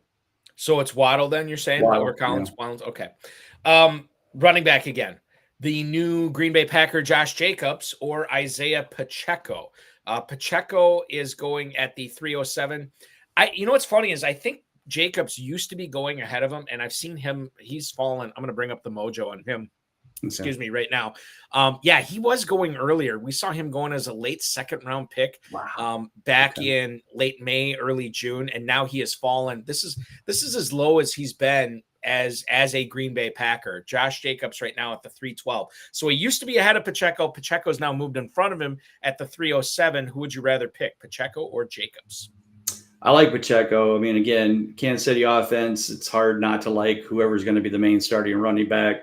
That whole is Clyde Edwards-Helaire factor, that's all done. I mean, it's all Pacheco. Mm-hmm. And I feel like that's going to be who's going to get the ball the most. And Jacobs, he got paid. I'm a little concerned. I really haven't drafted Jacobs in anything I've done so far. How much does the Marshawn Lloyd factor come into play when you think about drafting Josh Jacobs? Again, with rookies, it's hard to. I'm always a little bit like we always hear the talk, oh, this rookie comes in, he could be Right. this, he could be that. And then, remember A.J. Dillon was going to replace Aaron Right. Jones, and Yeah. that never happened. And how many times have we seen these star college running backs coming into a team? Tank Bigsby was supposed to, be sharing with ETN last year. I mean, we hear it every year, and then it's rare that you see it happen. So Yeah. I'm kind of that way with Marshawn Lloyd over in Jacob. They're going to give Jacob the ball. It's his job to lose. If he loses it, then he loses it. But I don't think they're going to let Marshawn Lloyd take it away. I think you're right. And the only, the thing is I don't really envision, if Jacob stays healthy, I don't envision a big time Lloyd season at all Right, this year. right. The thing that would concern me about Jacobs is just the presence of Lloyd, and is Jacobs still worth a late 3rd round pick at that point? Right. And I don't know if he is. And he's been Yeah. falling. Another guy that's been falling, and he really hasn't done anything wrong, has been Zay Flowers. For whatever reason, he's slipping in Fantasy Pros championship drafts. And we'll go back to the Texans wide receiver here, Texans wide receiver team. Who would you rather have drafting on the clock? Are you going to take Diggs, or are you going to take Flowers? This is a tough one because you've got Zay Flowers, who is pretty much the only receiver in Baltimore. He's got a great rapport with Lamar Jackson, and it's already, more quotes have come out this week about how, Lamar said Flowers looks better. He's big, he's better than ever. He's better than last year. He's really pushing him up of how much they're going to use him. So he has no competition. On the other side of that, you've got the 4-headed monster, or at least 3-headed monster in Houston with Diggs, Collins, and Dell, and maybe even Noah Brown if they don't let him go. But so on the other side of that, though, Stephon Diggs is playing for a paycheck. And nothing motivates these players than the big paycheck. And if he doesn't perform, he's right at that, 29, 30 years old. If he doesn't perform, he's not going to get paid. So I feel like he's got a chip on his shoulder. He's going to be trying to get the ball as much as possible. It's a tough call. If I had to pick, probably I'll go Diggs again, more of the veteran. And will Flowers, will they throw the ball that much in, Baltimore, especially if Derrick Henry is running the ball well, which they didn't have a really strong running game. They had a lot of different backs, but if Henry becomes Derrick Henry of a couple of years ago, they're not going to need to throw the ball between that and their defense. So I'll go Diggs. And there's been this groundswell for Rashad Bateman this year too, which I don't understand. Yeah. I don't understand it. I respect that it's a possibility, Sure, but it's not something that it's just weird to me seeing that. Quarterbacks. We haven't talked much quarterbacks in this segment. Let's do Joe Burrow or Dak Prescott. And I think what keeps these guys similar to each other in the fact is their ADP, but also injury here, because Prescott just had a boot on. He says it's precautionary. Burrow, it doesn't sound like he's fully recovered from that wrist thing. I know Nelson Sousa was just sitting in on from FTN was just sitting in on our live draft coverage on for the FFPC, and he said he's just getting the heebie-jeebies from the Bengals offense this year. And I think part of it is the Burrow thing. But Burrow and Prescott, if they do start the season healthy, which Bob, quite frankly, is all we care about, if they're healthy by week 1, right? Both of these guys could represent some big time value. Who would you rather pick though if you could only have one? Again, I'm going to lean towards the guy going after the money, and that's Dak Prescott. Just because he's looking for the big paycheck. He showed what a monster he can be the second half of last year. That offense doesn't have much from a running game perspective. I mean, now you're looking at an aging Ezekiel Elliott, not the prime Ezekiel Elliott as the main back. So I feel like they're going to be throwing the ball a lot. And so, I'm going to lean towards Prescott with that one. Prescott is probably my pick as well. Although I do, what's funny is I think I actually have more shares of Burrow right now than Prescott, but yeah, I had Burrow. Like I said, I drafted Burrow in the Scott Fish Bowl, and you know why? Because Prescott was picked right before. Right. There you go. Yeah. Tight ends, a couple of NFC North guys, Cole Kmet or Luke Musgrave. I feel like, I don't think they were going this close together in ADP last year. Did I say neither? What? Neither? You don't like either one this year? They bore me. I mean, I feel like I can go get, I could go get Dalton Schultz, or Freiermuth, and I feel better about it than I would Kmet or Musgrave. Okay. And I think they're probably similar ADPs, probably. For what it's worth, Freiermuth and Schultz are going ahead of both those guys, but it's not by much. Schultz is basically going back to back with Kmet, and then Musgrave goes a couple of picks after Kmet. What is it about? I mean, so okay, I get why you'd think Kmet is boring. He's I don't know how much end zone looks he's going to get with all those receivers, and obviously a talented and Green Bay's in the same situation, right? I mean, they've got four receivers that Jordan Love has the ability to throw to. So it's almost like their tight end is just there to make sure that they hold the line a little bit longer so Love gets a better look. Right. And, you know, and then Kmet's also didn't they also go out and sign Gerald Everett? Yeah, Everett's a Bear. Yep. Yeah, so it's like you said, I'm out on either. There's nothing there either one of them that excite me about. And I think the other thing to keep in mind too is like we're drafting for upside at that point. At that point in the draft, like how much upside does Kmet have? How much upside does Musgrave have? Probably not a whole lot. And it's not necessarily an indictment on their talent. It's an indictment of everybody else on those around teams. them, right? Yeah. Here's one from the YouTube chat. We'll go to Bill Hollywood here with a running back question.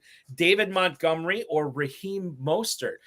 These guys are going fairly close to each other. Montgomery running back 22 at the 704. Mostert running back 26 at the 712. So about a half round separating those guys. Montgomery is going first. Is that the way you would be drafting them as well? Montgomery over Mostert? It would be. You know, it's interesting how both of those guys last year were, you know, very, very consistent. In fact, Montgomery, I was like 83%. He was like in the top 10 in consistency for running backs. Now, he missed a few games, which always seems to be a thing for him. Mostert, you know, at one point was number 2 total points for the year until he kind of slowed down at the end of the year. But now it's like, well, is he going to get the ball or is it going to be H-in all the time? Yeah, I can't imagine H-in can stay healthy and take that much, you know, attempts. But if I had to pick, I'm going to go Montgomery just because he proved that he, you know, he's a little bit younger than Mostert.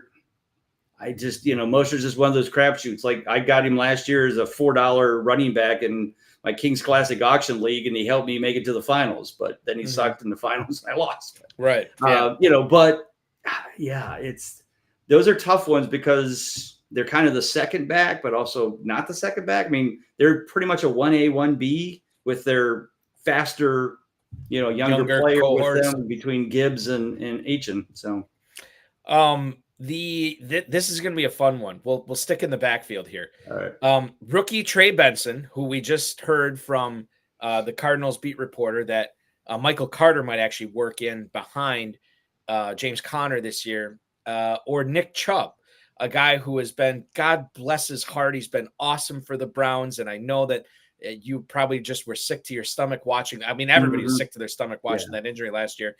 And it was weird this whole offseason. It seemed like, Chubb's trending in the right direction. It's not as bad as we thought, and it looks like he's going to be fine. All of a sudden, we get the bombshell like 2 or 3 weeks ago. Nobody talks about this, by the way. There's no timetable for his return. What? Where did that come from? It was all perfect, and all of a sudden, we don't know when he's going to be back. So this is interesting. A rookie versus a guy who probably his best football is behind him, but does he still have good football left in him? Benson or Chubb, who are you picking? In what round are we picking? That's a good question, and I should have brought this up. Nick Chubb is a Trey Benson, a 10-0. They're both 10-02. Both have ADPs of the 10-02. Running back 36, running back 38. So probably in something like FFPC, I'm probably going to lean toward Chubb just because, man, if he does come back, even if he only plays 10 games, if he plays 10 games at 80% of Nick Chubb from the past, you're going to get a hell of a lot more production than you're going to get at 100% of Trey Benson at whatever we don't even know. Because Chubb will become the number one and will become the leader again whenever he's ready. Now, I live local, so I see a lot more local reports. I've heard a lot of things. Chubb is just chomping at the bit to get back. He's running on the sidelines. He's working his ass off. You know, he doesn't want to miss a game. Now, probably not possible, but this is a guy that you don't have to you don't have to guess whether or not he's really speaking the truth. This guy's passionate. This guy wants to win. He wants to put his, be the best player he can. I don't think he would go on the field if he wasn't, but I think he damn well wants to make sure that he's 100% to get out there so that he can help this team, because he knows if Watson can play well and they can get that and keep, the offense can match last year's defense. And, they made the playoffs and won 11 games with that terrible scenario. They could be very competitive, and it could be, I won't use the S word, but they certainly could, get to the SB if all that comes together. Right. Right. Tough road to hoe through Kansas City, Buffalo, all them. But again, they won 11 games. Their defense was amazing. Yeah, it's possible. So I'm going to go Nick Chubb. Just because I feel like that gives me a better chance that I might use him versus Benson, which, you need Connor to get hurt. You need him to be productive, Benson to be productive. And Michael Carter's in the way. Yeah, so I'm going to go Nick Chubb. Regarding the Browns running back situation, if Chubb isn't healthy or if he's not ready to go, there's a huge disparity between Browns running backs in Fantasy Pros championship drafts right now. Deontay Foreman is running back 63. Jerome Ford is running back 39. Basically, you're looking at 6.5 rounds separating these players. Is Foreman the guy that you want because of the value, or is Ford the better guy there?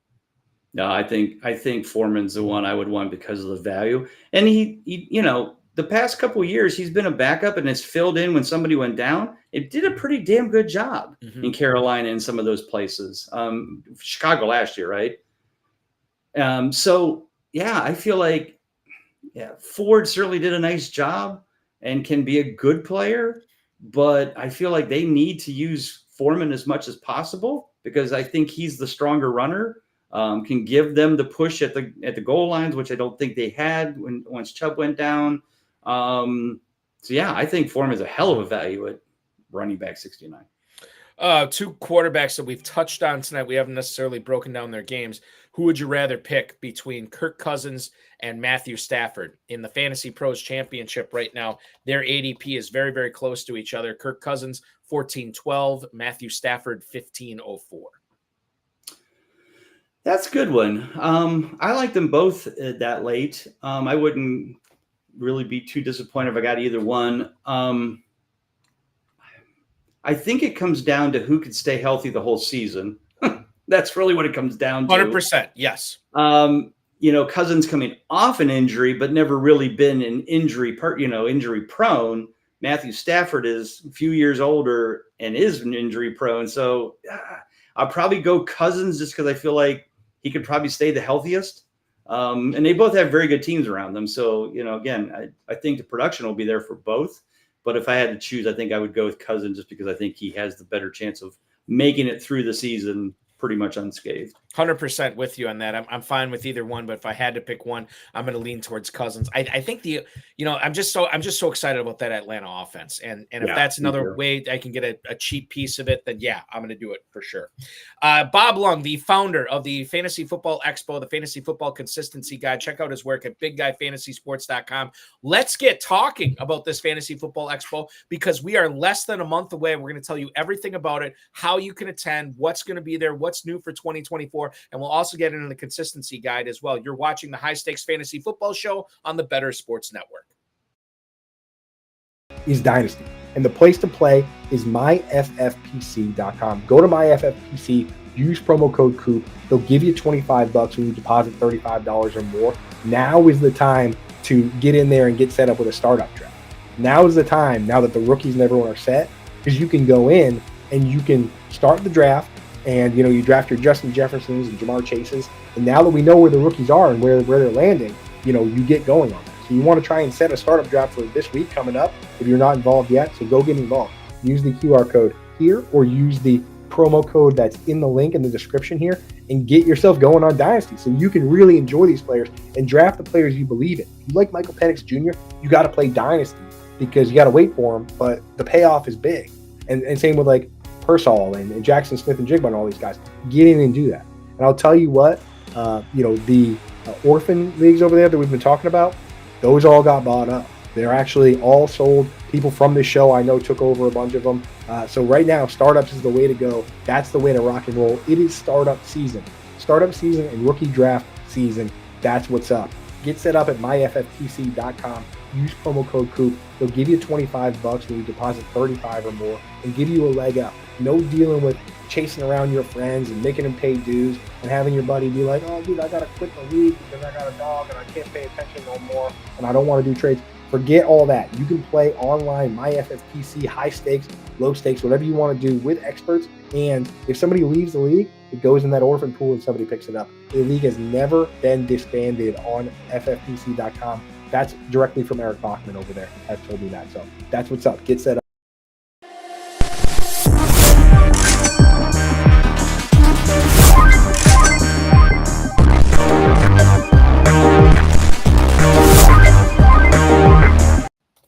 Welcome back to the High Stakes Fantasy Football Show on the Better Sports Network. You just saw that vid for the FFPC Fantasy Pros Championship, and I'm actually just looking at the website to see what we have open tonight right now. We are looking at 4 different draft times. Let's see. One of them is already complete. The other one just started. We do have 3 teams available in the 10 p.m. draft tonight, and we have 10 teams available in the midnight draft tonight. So if you want to get involved and draft for $1 million tonight, you can. And if you do at myffpc.com or scanning the QR code right on your screen, you'll be eligible for that weekday giveaway drawing we will hold early tomorrow morning. We're giving away 3 free Fantasy Pros Championship teams.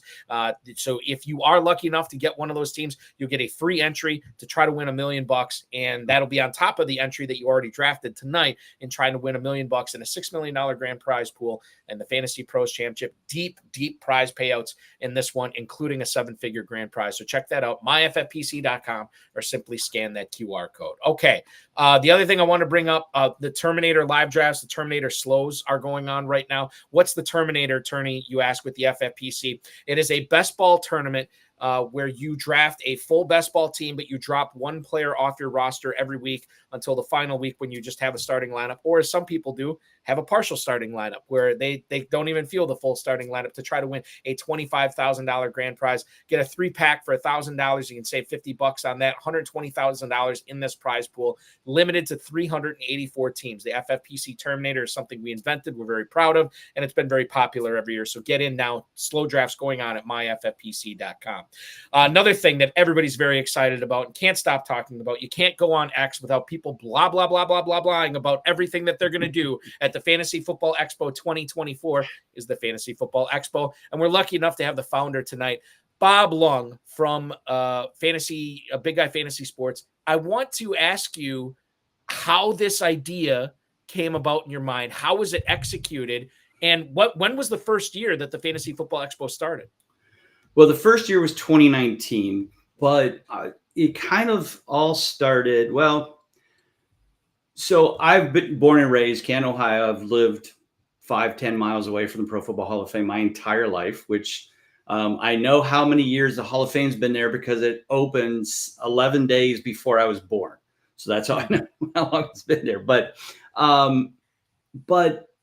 when back in 2011, I was writing for Roto Experts, if you remember that group. Sure. Scott Engel, Adam Ronis, Dr. Roto, me, Jake Seeley. We had a hell of a team there. Anyway, but they put on this fantasy football convention in the Atlantic City Convention Center. Huge place, massive, lots of people, or lots of, space. But it was very expensive. I mean, I didn't have to pay anything, but I know it was very expensive to get a booth, very expensive to attend. And they did autograph sessions with former Jets and Giants in the back of the room.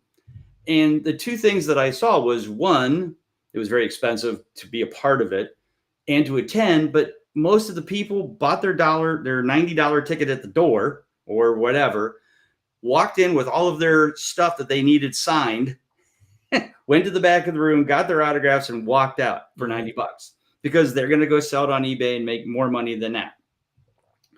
So while there was some people that did come and do the fantasy football stuff, I remember that Jeff Ratcliffe and Mike Clay were on stage to do a presentation or like a panel. There were 2 people in the audience.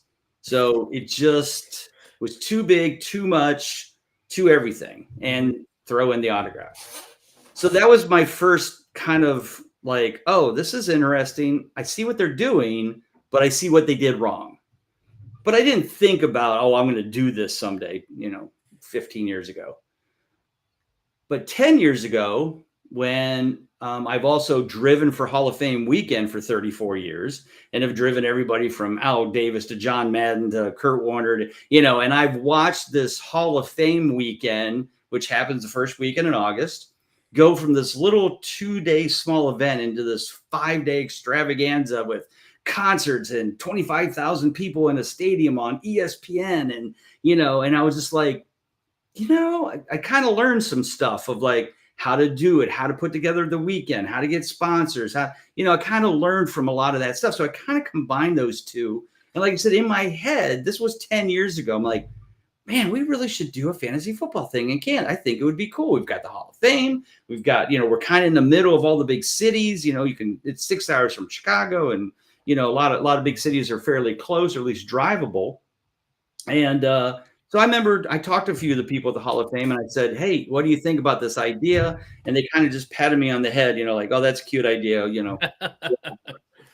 And so in 2018, I started the idea by first creating the Kings Classic draft. So that was the other thing that I noticed that we didn't have in our community was fantasy baseball had their labor draft and their tout wars, which was the best of the best. And they went to New York and they would go to cool places. Like in 2018, they were drafting in the Staten Island AAA Yankees locker room and had their names on the lockers. It was just sounded really cool on Sirius XM. Matt Deutsch was probably producing at the time, I'm sure. And so I finally reached out to like Mike Clay and Brad Evans and some of the guys who I knew now and kind of had some street cred built with them. And I go, hey, here's my idea. We should do this for football, but let's draft in the Pro Football Hall of Fame. So you guys come to Canton, Sirius XM comes in, we'll do this. And, so we came up with the Kings Classic was the name because Kings X Bar was the first live draft in Oakland back in 1968 or whatever it was. So that's where the Kings Classic kind of comes into play. And so we did that, and it was a huge success. Sirius XM loved it. We loved it. And so that night I said, hey, guys, what if next year we added like a little trade show booth and some panel discussions to kind of make a weekend out of it, do more than just that, make an expo. And so that's what we did in 2019. We only had about 75 people, total. And it was like, okay, well, it was fun. It was cute. We'll try it again next year and try to build it. But then the next year was COVID. So, right. So then I'm like, okay, well, this is dead in the water. We'll never pull this off. And so 2021 comes, it's February. People were starting to ask me about the expo. And I'm like, well, I guess we have vaccinations coming, I guess we'll give it a shot. Well, I guess the COVID thing kind of helped me because everybody wanted to get out of the house. So 500 people showed up at the expo that year. Wow. Yeah. And so like I ran out of shirts. I was totally caught off guard. And so then, last couple of years, we've been 750, 800, pretty consistent with that. But that's kind of how it all came together. I was just like, let's just do this. And I made it where everything was very, not cheap, but less expensive. Like it's $475 for a booth for the weekend. It's, $75, $95 for the whole weekend to come in and participate in every event that you can come, because I didn't want it to be I can't afford it. I wanted to be so that people like myself who, back in the day was doing my own thing. I was trying to get exposure, trying to promote my consistency stuff. I wanted that to be happening here so that new people could introduce new products, new ideas. And that's what, those are all the bonus things. People have gotten jobs. Lawrence Jackson got hired by NBC Sports because he came to the expo and introduced himself. So lots of great things have happened, but that's kind of how this all came about. And, it just blows my mind every year with the excitement and the love that people have for it. And it makes me feel really good. Yeah, that's fantastic. What a story that was. So basically, COVID you don't count because Yeah, you right. couldn't do it. But that from year 1 to year 2, I mean, that's like almost a 700% growth, I which is just know. It was dumbfounding. I know. wow, that's Yeah. crazy.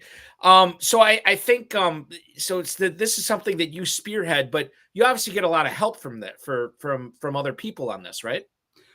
So for the actual event itself, no, it's me. And then during the weekend, my wife is in charge of all volunteers. Mhm. So all my friends, family, neighbors, people I pull off the streets just come and volunteer and help us kind of run the event for the weekend.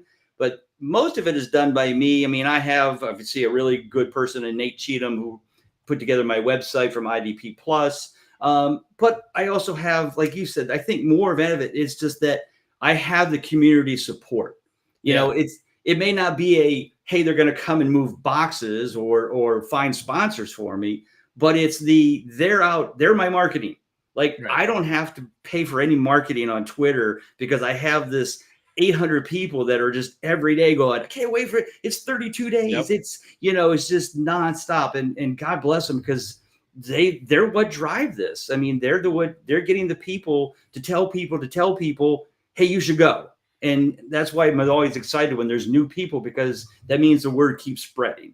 Right. So yeah, it's just it's the same thing we all got started in fantasy for, right? We have a passion, we do it, we don't think about how much work it is, we just love doing it, and it's not work if you love what you're doing, right? That's a great point. Yeah. It's just what's the line from that country song is find, do what you love and then call it work, basically There you go. is Right. what you're doing. Is there anything that you're particularly excited about for this year's event or maybe something new that hasn't been there before? Yeah, so this year on Saturday, we're doing a 4-hour expo, all focused on sports betting. So we're calling it Sports Betting Saturday.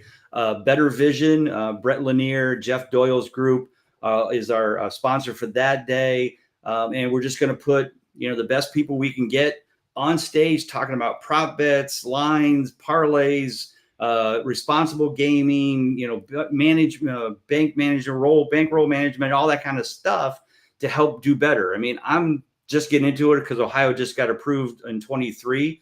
So I could do a lot better. And that's why I need these people to kind of tell me, oh yeah, look at this, look at that.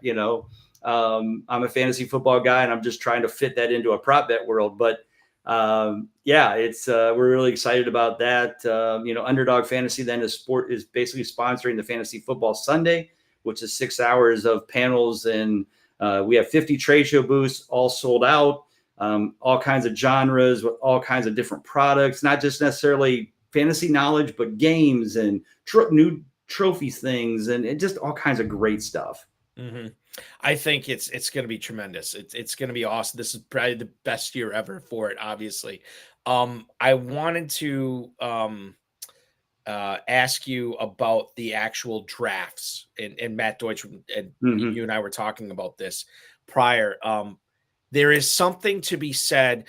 So many fantasy football drafts are online right now. It's very convenient to draft online. You could do it on your phone, your computer, your tablet, whatever.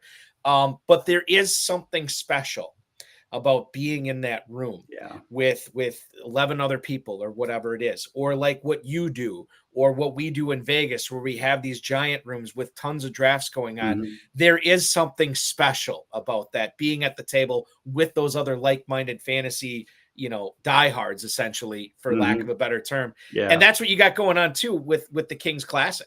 Right. Well, we actually have two things. So we have the Kings Classic, which is invite only. It's the best of the best coming together inside the Pro Football Hall of Fame. But we also have a group in between media, Seth Woolcock and his group, and it's called Draft Night Out. And it's just basically you pay like $30 and it's just for fun and prizes. And they have raffle tickets and they raffle off, jerseys and helmets and, it's just a fun draft. So if you want to just come and have some fun, you just do Draft Night Out. That's draftnightout.com if you want to register. They're about 3/4 full, but it's a great time. They do it inside this place called the Brew Kettle. It's a craft beer place, bar type thing, and food and like about 100. They have 12 leagues, 12 teams, about 150 people. Pack the house with the boards and all that stuff, and then like you said, the Kings Classic.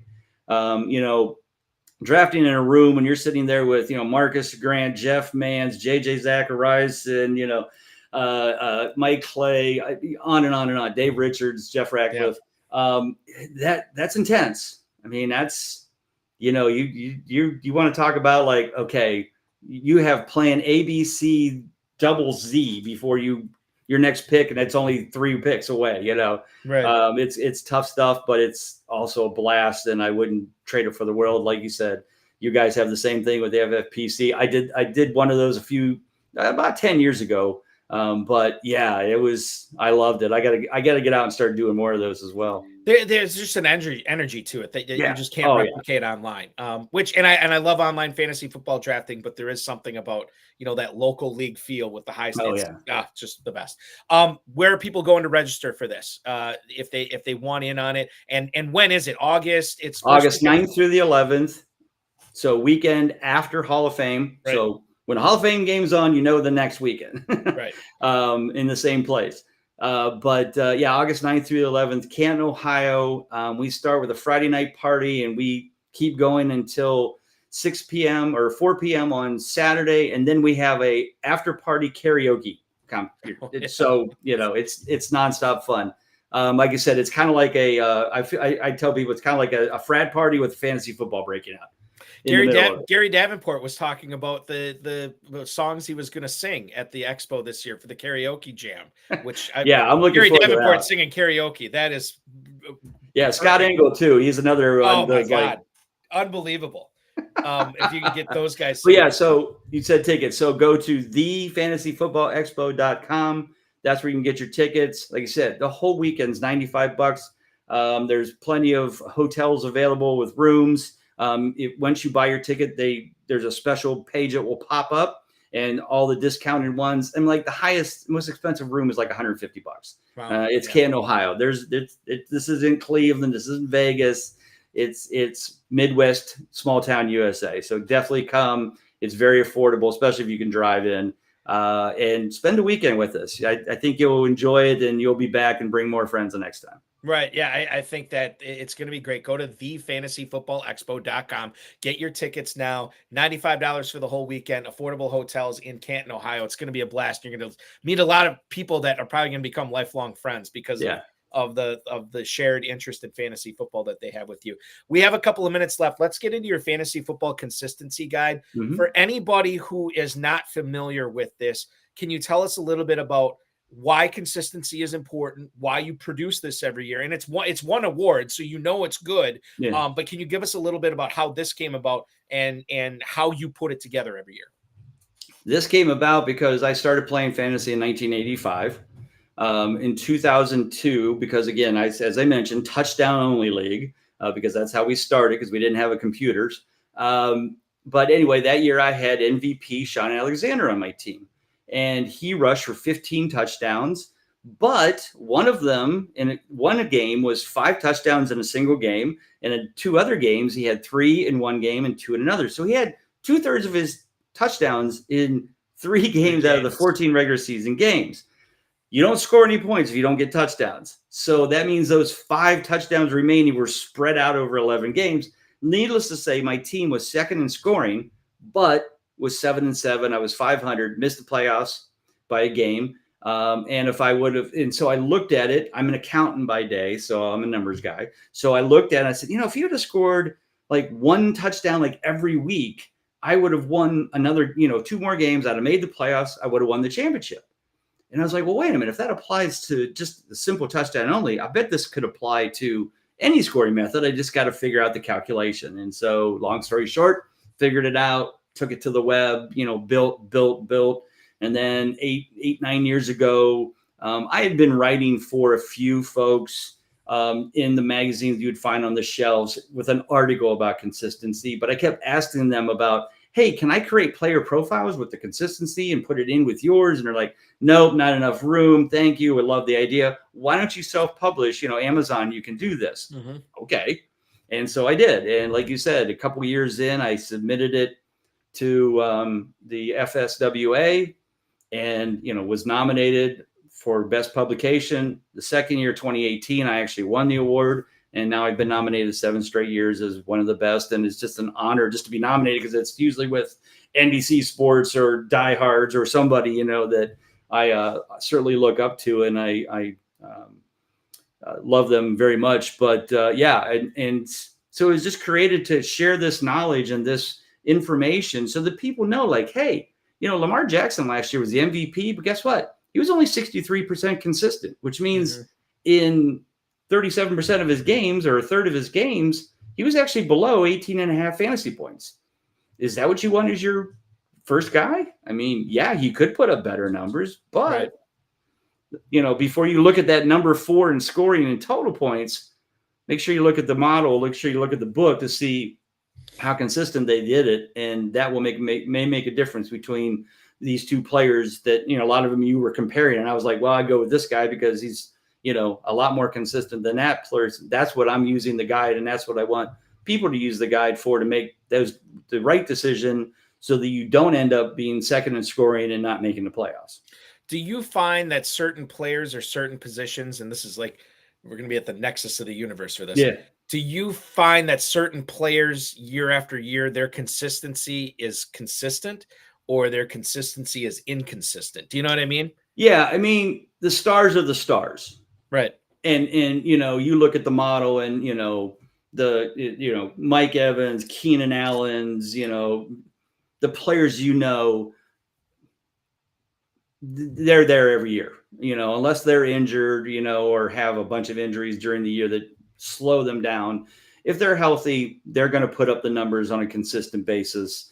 You know, they may be plus or minus in total points, but you can count on them. And that's the kind of guys, like you said, when I build that core model of my team, my starting team, I want to have as many players over 70, 75% consistent, closer. I'd rather them all be 80 to 90, but they're not. Right. But, you know, I want that core to be that, because if I have that, then I can grab those flyers later. And if one of them does happen to make that jump into the starting lineup, I still got that really high floor on a weekly basis, that if I get a boost of any of them in a peak week, then I should win more games. And that's my goal. Is, you know, my goal isn't to win championships. I mean, it is, but my goal is to how many of my teams in my leagues can make the playoffs, because that's where the consistency model gets me, because you can't win a championship if you don't make the playoffs. It's just, you know, 98%, you know, 99.9% of the putts that don't make it to the hole don't go in and golf. Of course. Right? That's right. Yes, yeah, exactly. It's the same thing with championships. You know, you're not going to win one if you don't get